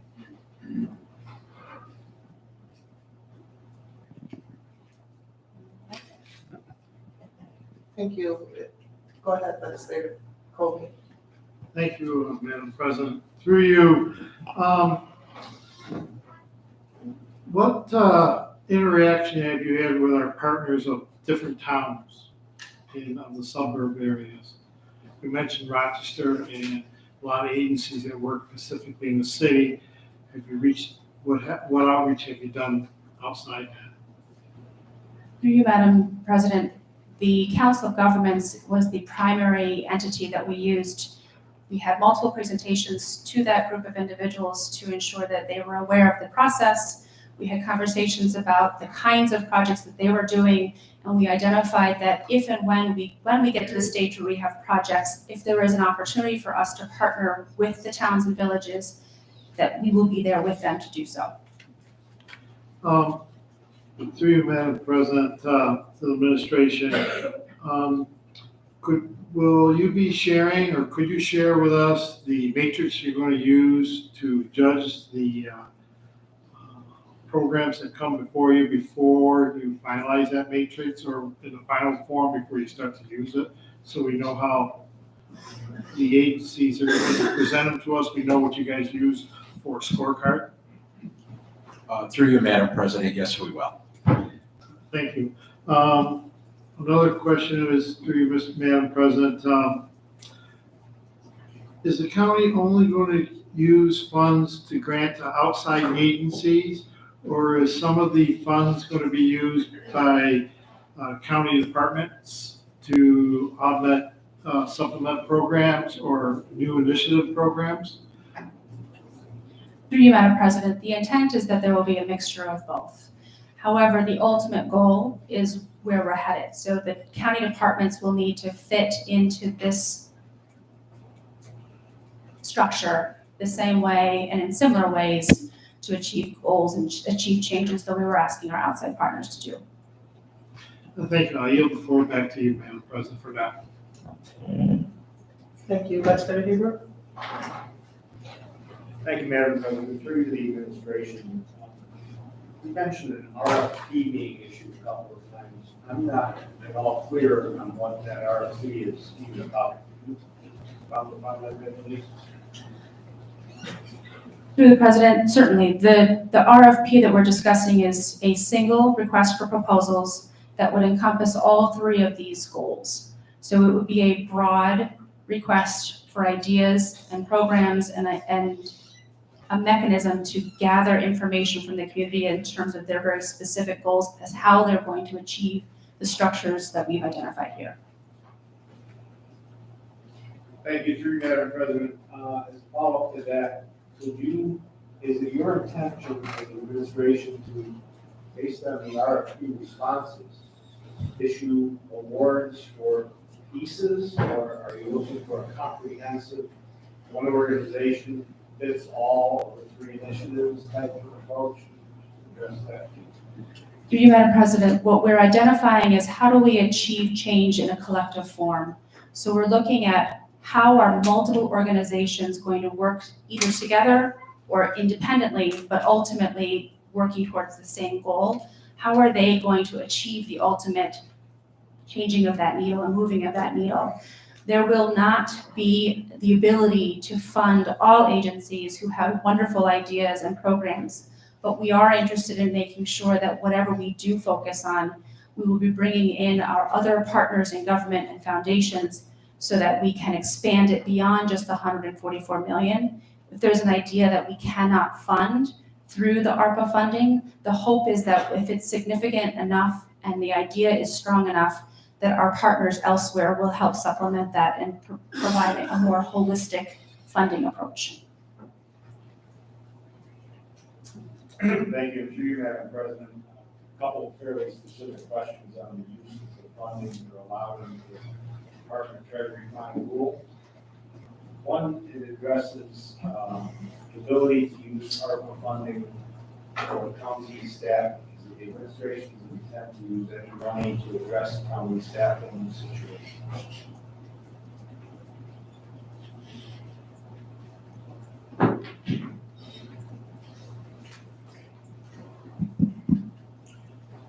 Through you, Madam President, right now, we do not have plans to do that. I don't anticipate that being something that we would prioritize.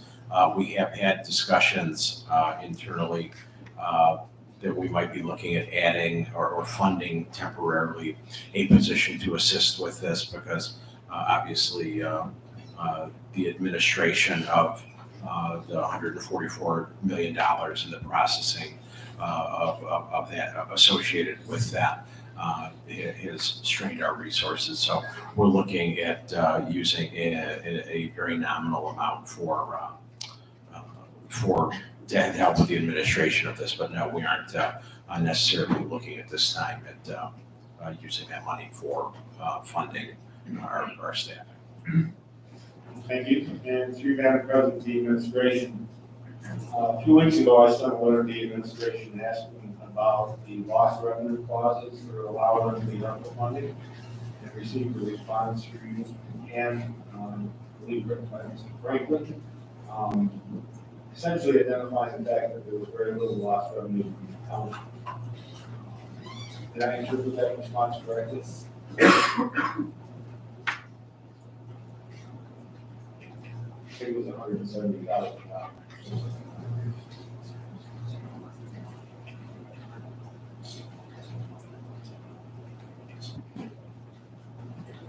Madam President, the document that was returned at the very upper left-hand corner, a notation that 0 zeros were omitted. So it was really 107 million, not 107,000. I didn't see that. Sorry. So my follow-on question, Madam President, to you, the administration, is it intended to replace any lost revenue for the university? Through you, Madam President, no. Perhaps the final question. The final rule from the Department of Treasury also allows the county, without justification or any proof, to claim up to $10 million of lost revenue. And it allows that to be put into the general fund with very, very limited restrictions on how it can be used. Is it the intention of the county to use that provision to provide more latitude in the use of these funds? Through you, Madam President, no. Through you, Madam President, could you expound on why?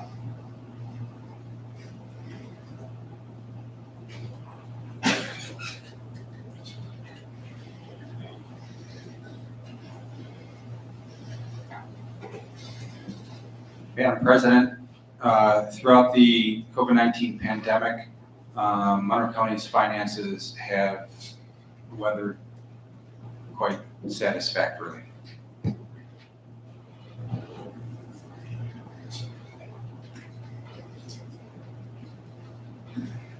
I'll follow up with additional communication in the future. Thank you, Madam President. I yield the floor. Thank you. Are there any other questions? Legislator Frazier. One last question for you. When I look at the graph and I see the percentage of respondents that were 18 to 24, I'm a little concerned. We know that we have a lot of violence in our community, and a lot of it goes through young people. I'm a little concerned that only 2% of the respondents were young people, if I look at the graph from 18 to 24. And what effort we made to make sure their voice was heard.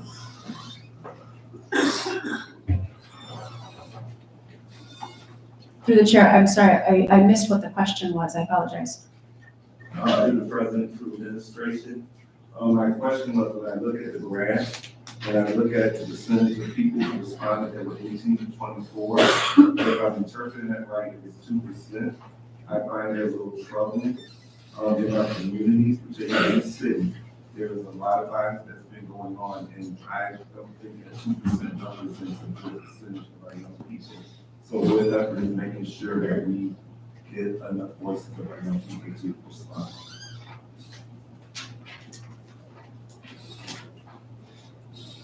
Through the president, one way we attempted to make sure that we are identifying those voices is part of the stakeholder meetings where we asked individuals who serve our youth to come to the table to ensure that there were no gaps identified in the structure that we've established.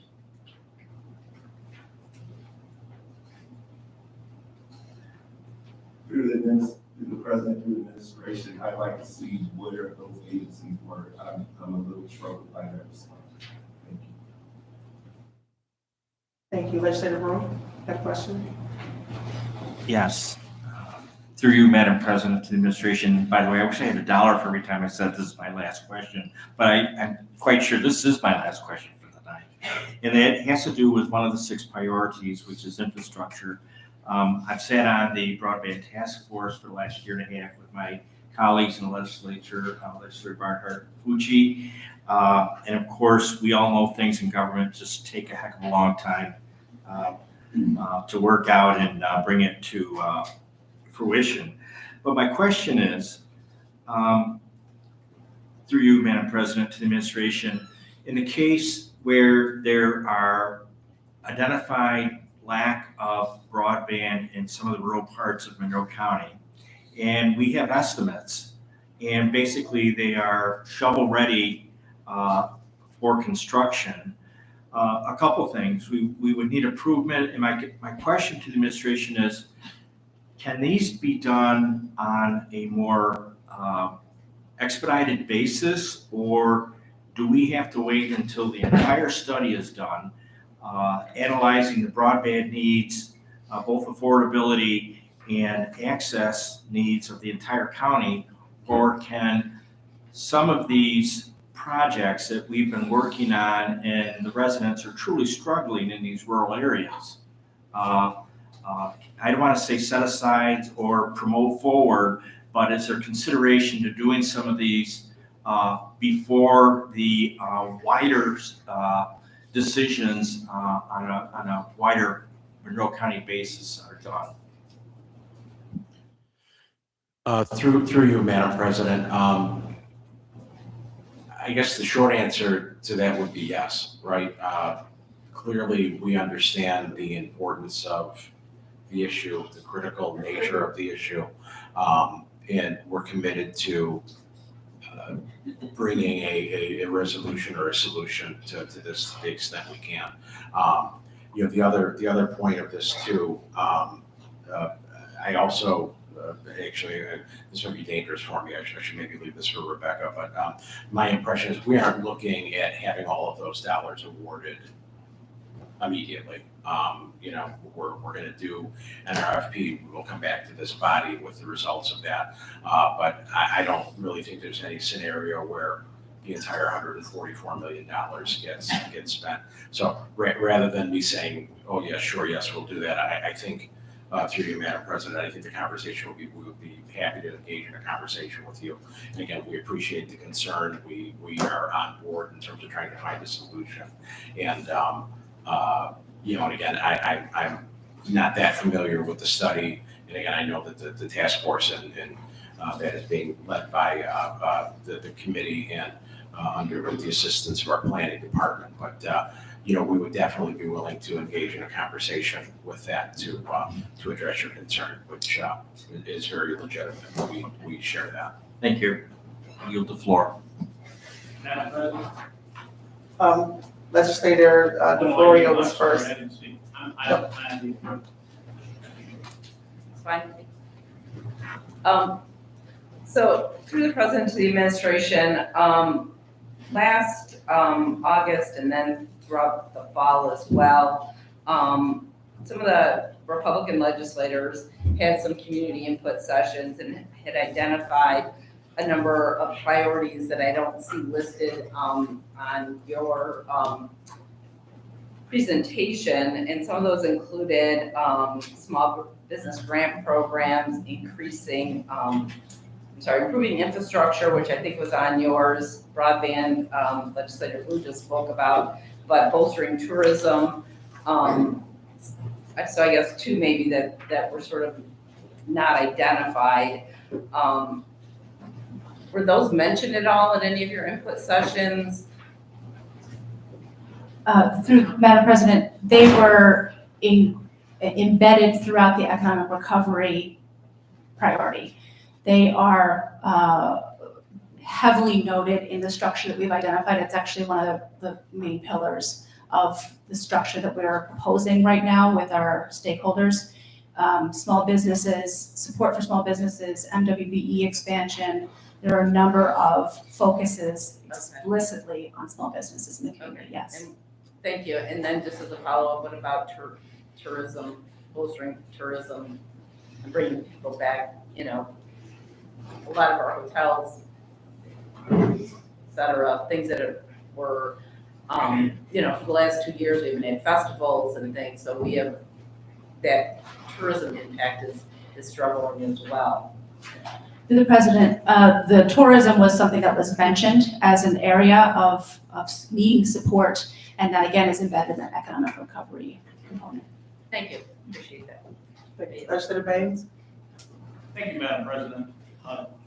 To kind of put a cap on the discussion and not precluding anybody else's interest in continuing it, I'd like to be clear, through you, Madam President of the administration, who makes the decision, or as our former President Bush said, who is the decider when it comes to the dispersal of this $144 million?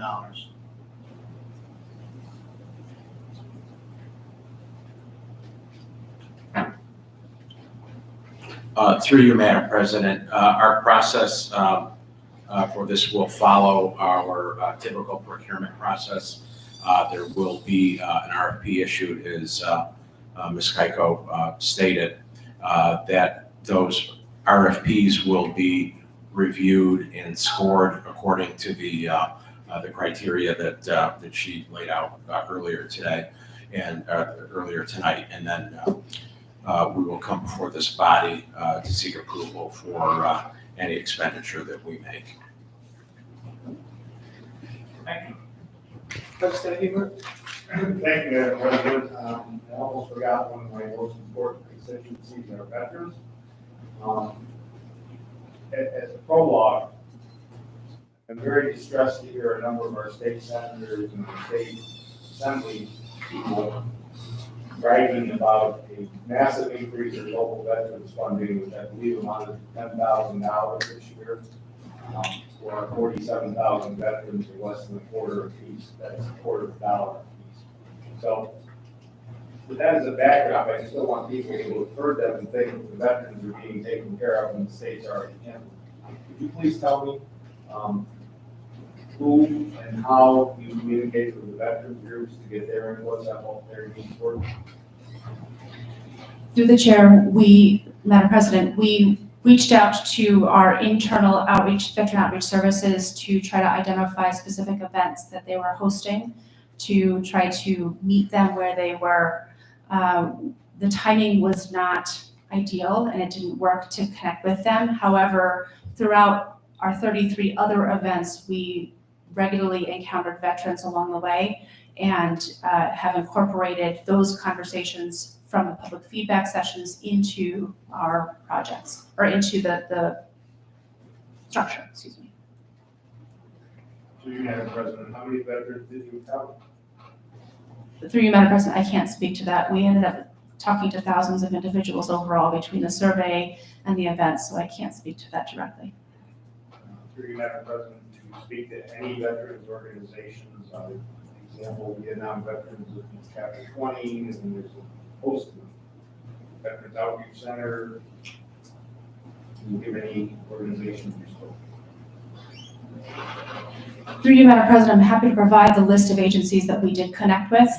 We reached out to many more. Many of them didn't respond to us. And so what we were left with was the individuals who were willing to partner with us. But I'm happy to provide that list to you.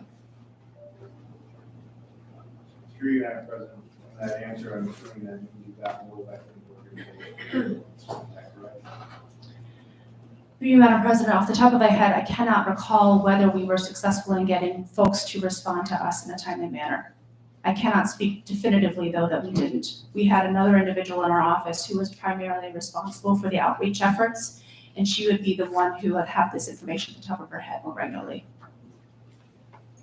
Thank you, Madam President. I look forward to getting the.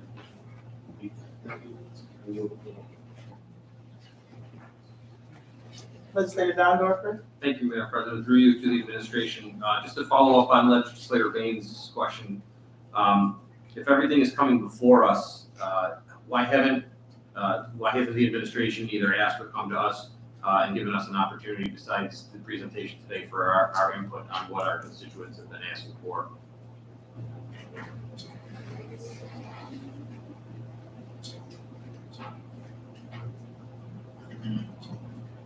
Through you, Madam President,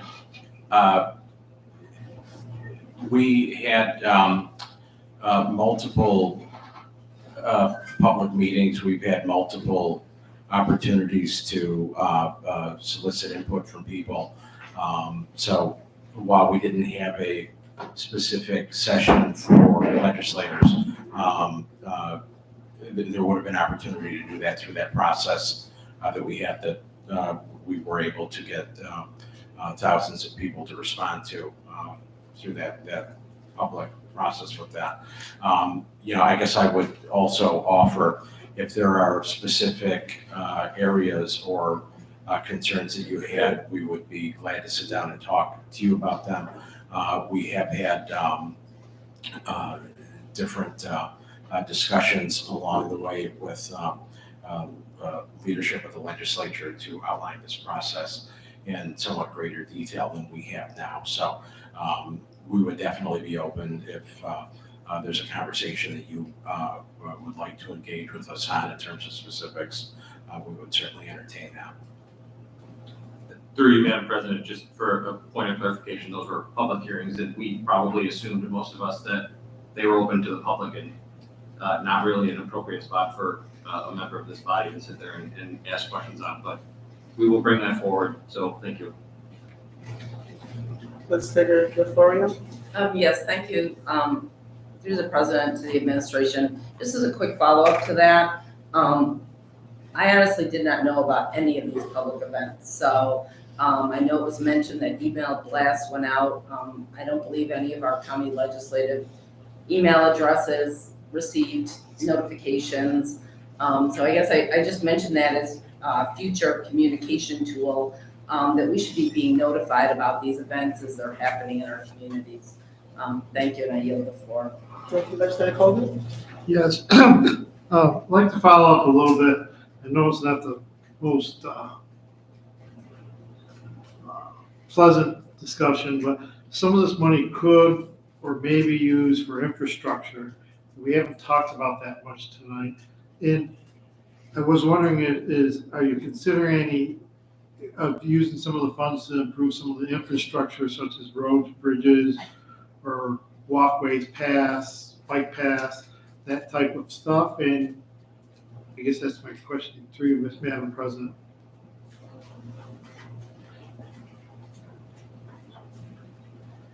Through you, Madam President, roads and bridges, a lot of the infrastructure that you've mentioned is not permissible under ARPA funding.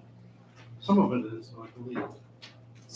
Through you, Madam President, some of it, perhaps pathways maybe, but we would have to take a closer dive. That is generally not the intent of this funding source.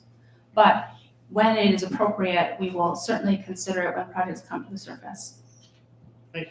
You'll go back to that. Thank you. Are there any other questions?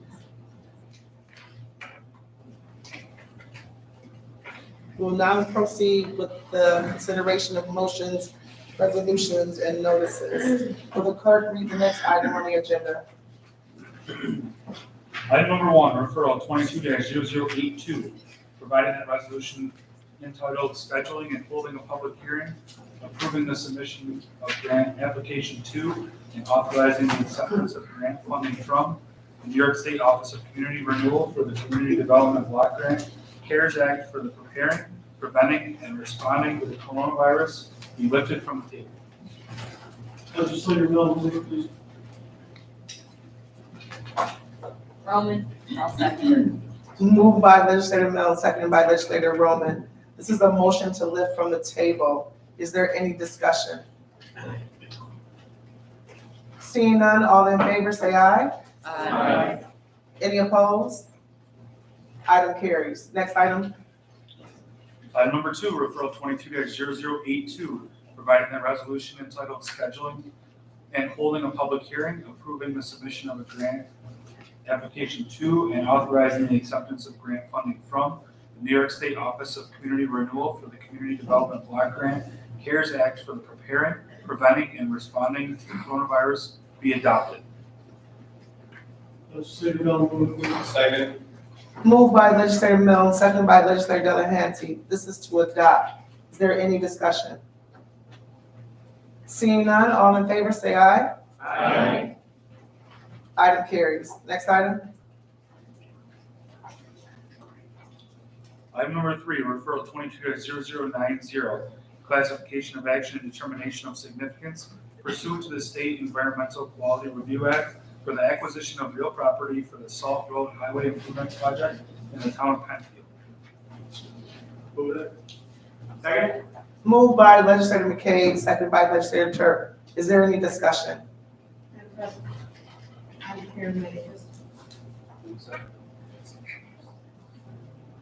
Thank you. Is there any other discussion? Seeing none, all in favor say aye. Aye. Any opposed? Item carries. Next item. Item number 4, referral 22-0092, amending 2022-2027 capital improvement program to add project entitled Parks, Forestry, Heavy Equipment. Second. Moved by legislator Alcoffer, seconded by legislator Delahanty. Is there any discussion? Seeing none, all in favor, say aye. Aye. Any opposed? Item carries. Next item. Item number 5, referral 22-0092.BR, resolution authorizing the issuance of $300,000 bonds of the County of Monroe, New York to finance the cost of the purchase of Parks, Forestry, Heavy Equipment in and for said county at an estimated maximum cost of $300,000. Madam President. Second. Moved by legislator Alcoffer, seconded by legislator McCabe. Is there any discussion? Seeing none, all in favor, say aye. Aye. Any opposed? Item carries. Next item. Item number 6, referral 22-0093, authorizing contract with Hearing Aid Works Audiology to provide audiology services for Monroe Community Hospital. Move, Madam President. Second. Moved by legislator Mills, seconded by legislator Delahanty. Is there any discussion? Seeing none, all in favor, say aye. Aye. Any opposed? Item carries. Next item.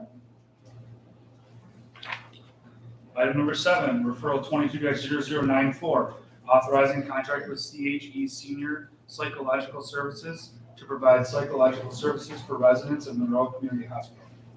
Move, Madam President. Second. Moved by legislator Mills, seconded by legislator Delahanty. Is there any discussion? Seeing none, all in favor, say aye. Aye. Any opposed? Item carries. Next item. Item number 8, referral 22-0095, accepting grant from New York State Office of Mental Health for the PFC Dwyer Veteran Peer-to-Peer Support Program and amending Resolution 247 of 2021, extending the contract with CompTIA.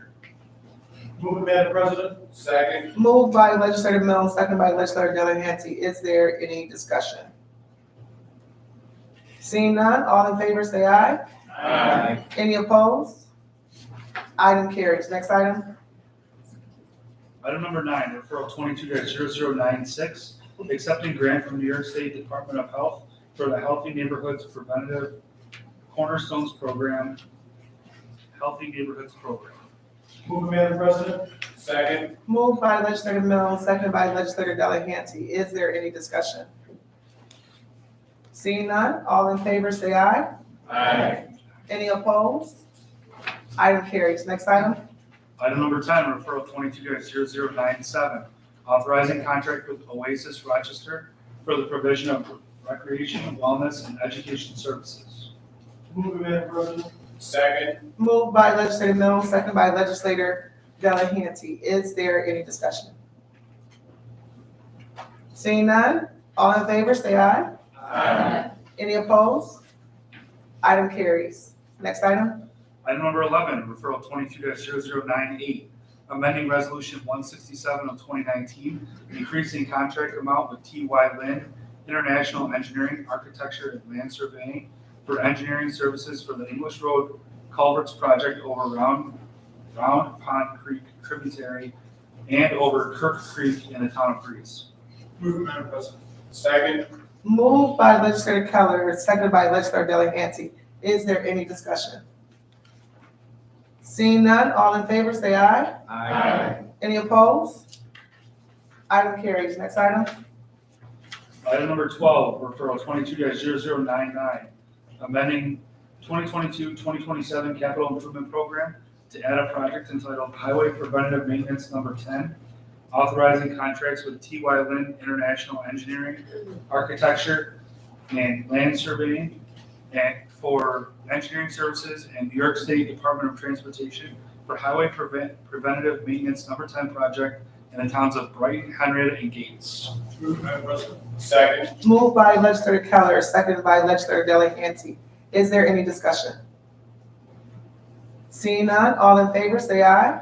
Aye. Any opposed? Item carries. Next item.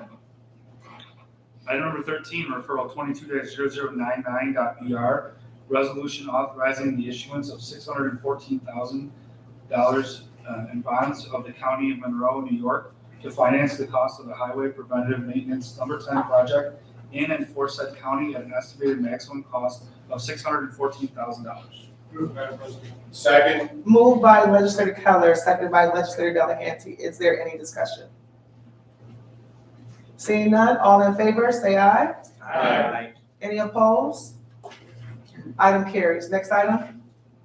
Item number 14, referral 22-0100, authorizing contract with Ravi Engineering and Land Surveying for engineering services for the West Side Drive culvert over Black Creek tributary in towns of Ogden and Rybeth. Move it, Madam President. Second. Moved by legislator Keller, seconded by legislator Delahanty. Is there any discussion? Seeing none, all in favor, say aye. Aye. Any opposed? Item carries. Next item. Item number 15, referral 22-0101, authorizing federal equitable sharing agreements with the United States Department of Justice and United States Department of Treasury. Move it, Madam President. Second. Moved by legislator Dondorfer, seconded by legislator Delahanty. Is there any discussion? Legislator Becky. Thank you. Is there any other discussion? Seeing none, all in favor say aye. Aye. Any opposed? Roll call vote? No, that's fine. Legislator McCollum. Item carries. Did you say 28 to 1? 27. 27 to 1. Item carries. Next item. Item number 16, referral number 22-0102, authorizing federal equitable sharing agreements with the United States Department of Justice and the United States Department of Treasury. Move, Madam President. Second. Moved by legislator Dondorfer, seconded by legislator Delahanty. Is there any discussion? Thank you. Is there any other discussion? Seeing none, all in favor, say aye. Aye. All opposed? Item carries. Next item. Item number 17, referral number 22-0103, directing correction, cancellation, and levy of certain Monroe County taxes in the towns of Penfield, Gates, Rush, and Perrington. Move it, Madam President. Second.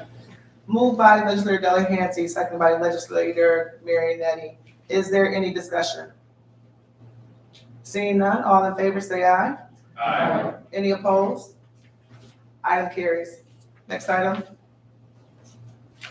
Item number 18, referral 22-0104, directing the refund of certain Monroe County taxes levied and collected against property in the city of Rochester. Move it, Madam President. Second. Moved by legislator Delahanty, seconded by legislator Marionetti. Is there any discussion? Seeing none, all in favor say aye. Aye. Any opposed? Item carries. Next item. Item number 19, referral 22-0105, confirming appointments to Monroe County Board of Health. Move it, Madam President. Second. Moved by legislator Milne, seconded by legislator Dondorfer. Is there any discussion? Seeing none, all in favor say aye. Aye. Any opposed? Item carries. Next item. Item number 20, referral 22-0106, confirmation of reappointments to New York State Department of Environmental Conservation Region 8 Fish and Wildlife Management Board. Move it, Madam President. Second. Moved by legislator McCabe, seconded by legislator Turk. Is there any discussion? Seeing none, all in favor say aye. Aye. Any opposed? Item carries. Next item. Madam President, one more. Can I just ask for a point of clarity from the clerk on number 16, referral number 22-102, accepting a grant from the United States Department of Homeland Security Investigations. Item number 16, you said? Item number 16 on here, referral number 22-0102. Yes. Has that been, was that read? Yes. That was not, I mean, we don't think it was, that was read and voted on? I believe you read number 15 twice when you read what the description of it was. So instead of reading the accepting a grant for the Homeland Security Investigations, you read My number 15 apologies, twice. it's the same title on here. Do you want me to read this title again? Yeah, just so we can vote on it and I'll make sure I'll- we're okay on it. For item number 16. Item number 16 is referral 22-0102, accepting grant from the United States Department of Homeland Security Investigations, Rochester Division for State and Local Overtime. Move it, Madam President. Second. Moved by legislator Dondorfer, seconded by legislator, Delahanty. Is there any discussion? Seeing none, all in favor, say aye. Oh, I'm sorry. Aye. Declaring an interest. Thank you. You are declaring your interest on that one as well? Okay. Is there any other discussion? Seeing none, all in favor, say aye. Aye. All opposed? Item carries. Now we're going back to item number 22. I'm sorry, 21.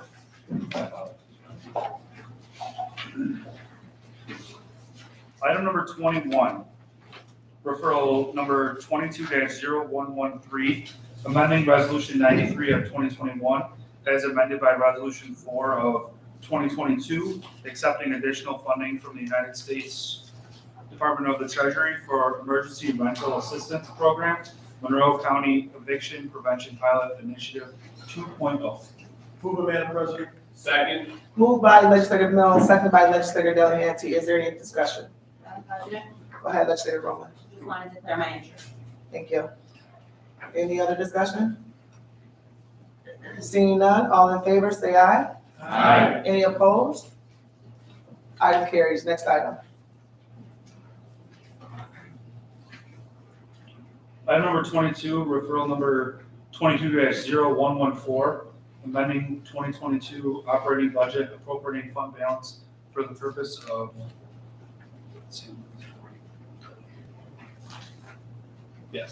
for the purpose of contracting for public benefit services.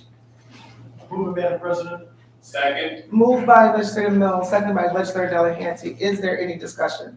Madam President, Go ahead, Legislator Baines. my objection to the funding mechanism and the selection process is a matter of record.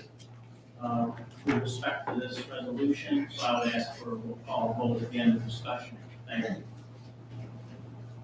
Is there any other discussion? Need a roll call vote? Mr. Brew? Yes. Mr. Brew votes yes. Ms. Roman? Yes. Ms. Roman votes yes. Mr. Alcoffer? Yes. Mr. Alcoffer votes yes. Ms. Barnhart? Yes. Ms. Barnhart votes yes. Mr. Baines? No. Mr. Baines votes no. Mr. Blankley? Yes. Mr. Blankley votes yes. Mr. Burgess? Yes. Mr. Burgess votes yes. Mr. Colby? Yes. Mr. Colby votes yes. Mr. Delahanty? Yes. Mr. Delahanty votes yes. Ms. Delvecchio Hoffman? Yes. Ms. Delvecchio Hoffman votes yes. Mrs. DeFlorio? Yes. Mrs. DeFlorio votes yes. Mr. Gondorfer? Yes. Mr. Gondorfer votes yes. Mr. Frazier? Yes. Mr. Frazier votes yes. Ms. Hasman? Yes. Ms. Hasman votes yes. Mr. Hebert? Yes. Mr. Hebert votes yes. Ms. Hughes Smith? Yes. Ms. Hughes Smith votes yes. Mr. Keller? Yes. Mr. Keller votes yes. Mr. Long? Yes. Mr. Long votes yes. Mr. Mafucci? Yes. Mr. Mafucci votes yes. Mr. Marinetti? Yes. Mr. Marinetti votes yes. Mr. McCabe? Yes. Mr. McCabe votes yes. Mr. Milne? Yes. Mr. Milne votes yes. Ms. Smith is excused. Ms. Taylor? Yeah. Ms. Taylor votes yes. Mr. Turk? Yes. Mr. Turk votes yes. Ms. Vasquez Simmons? No. Ms. Vasquez Simmons votes no. Ms. Vecchio? Yes. Ms. Vecchio votes yes. Ms. Vecchio votes yes. Mr. Udelson? Yes. Mr. Udelson votes yes. And President Lamar? Yes. President Lamar votes yes. 26-2, resolution passes.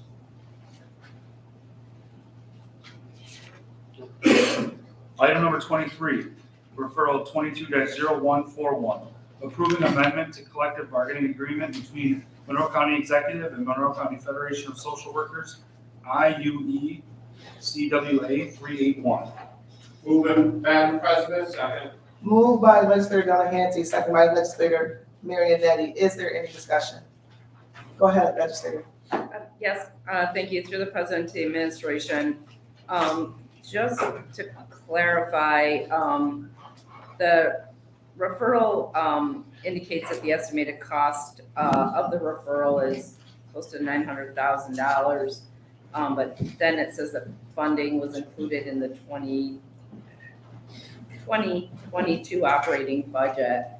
So this was budgeted last year for this increase. Is that my misunderstanding?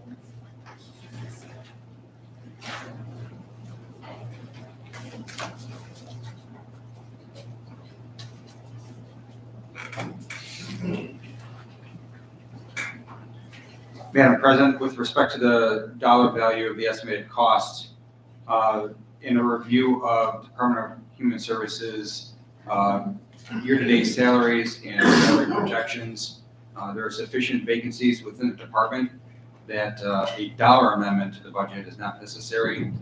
We are only seeking an amendment to the salary schedule. Thank you. So as a follow-up, just to be clear, although the salary increase was not planned for in the budget, they're going to cover it in the budget at this time. Yes, Madam President. Thank you. Is there any other discussion?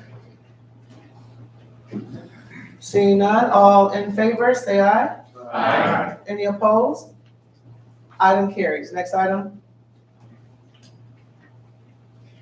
Item number 24, referral 22-0142, amending resolution 50 of 2022, entitled confirming reappointment and appointment to Monroe County Water Authority to correct appointment terms.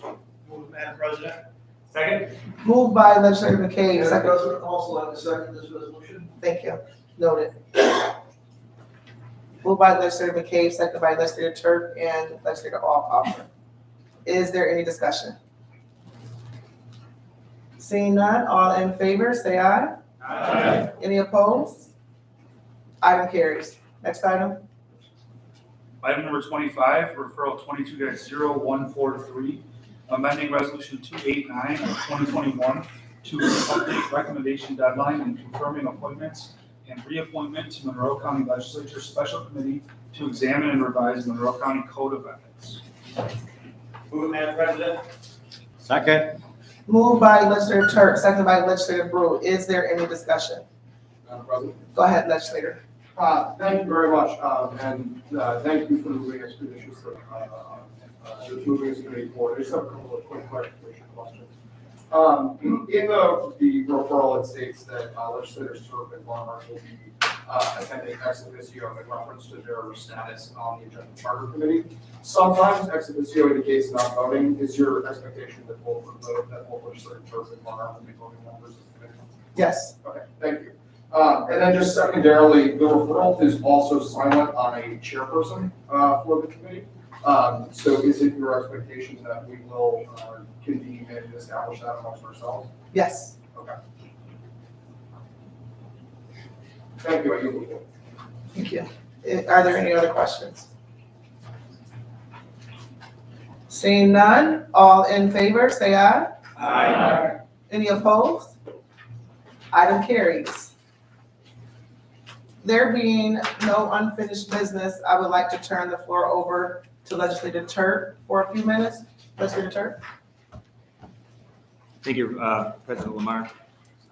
Not sure if you all heard or not, but this is going to be my last legislature meeting. I'm stepping down again due to my continuing health issues. I'm not sure if I was not part of the legislature in this December, but one of my favorite parts of outgoing legislators was having them give some quote-unquote words of wisdom. When I came in 2016, 2/3 of the legislature left, and then they actually gave some of their other tips and quirks about the legislature. So I'll keep this really short. It was a long meeting, but I have two quotes that have always been in the back of my mind while being a legislator. My first one is, if you only hang out with people like yourself, you'll never learn anything new. Is extremely true. Obviously, we have two different sides. We have Republicans, Democrats. We have lots of different backgrounds. So I found that to be extremely true. And then secondly, you get a lot more bees with honey than you do with vinegar. That's also one of my favorite ones. And if you've known me for a little bit of time, I know there's a lot of new legislators who, I didn't try that, shaking your hands before. I try to figure out how to work together. I like to work together with others than to work apart from them. Some people have seen that as a fault and continue to think that way, but I feel we are the most effective government when we work together. Don't get me wrong, we're not always going to agree on the same thing. We all have our different opinions. That's one of the best parts of all being in different parts of the county is we all have our different opinions and we get to voice them. I would just recommend learning the stories of others, the other legislators, and why they have their opinions. And that way we can have the most perspective when forming our own. That's probably one of the most important things is we're not going to agree. I'm going to think I'm right. You're going to think you're right. But understanding why the other legislator or why the constituent thinks that they're right will help you form an informed decision or opinion. I'll leave you with one more quote and I'll be done. You should definitely take this job serious, but you don't have to be serious while doing this job. You get a lot more done with a smile on your face, and I found that throughout the time period. I always try to joke around with people, make fun of myself, make fun of other people. Don't take it too serious while doing it, and you'll get a lot more done, and you have fun doing it. So I want to thank you all for giving me the moment, and I appreciate your support. Thank you.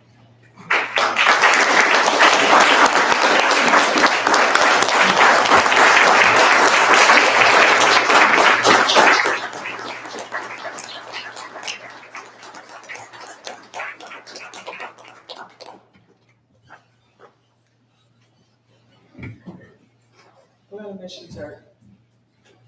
Legislator Brew? That's my favorite part of the evening. This, Madam President, this honorable body stands adjourned. Our next scheduled legislature meeting is scheduled for Tuesday, May 10th, 2022 at 6 p.m.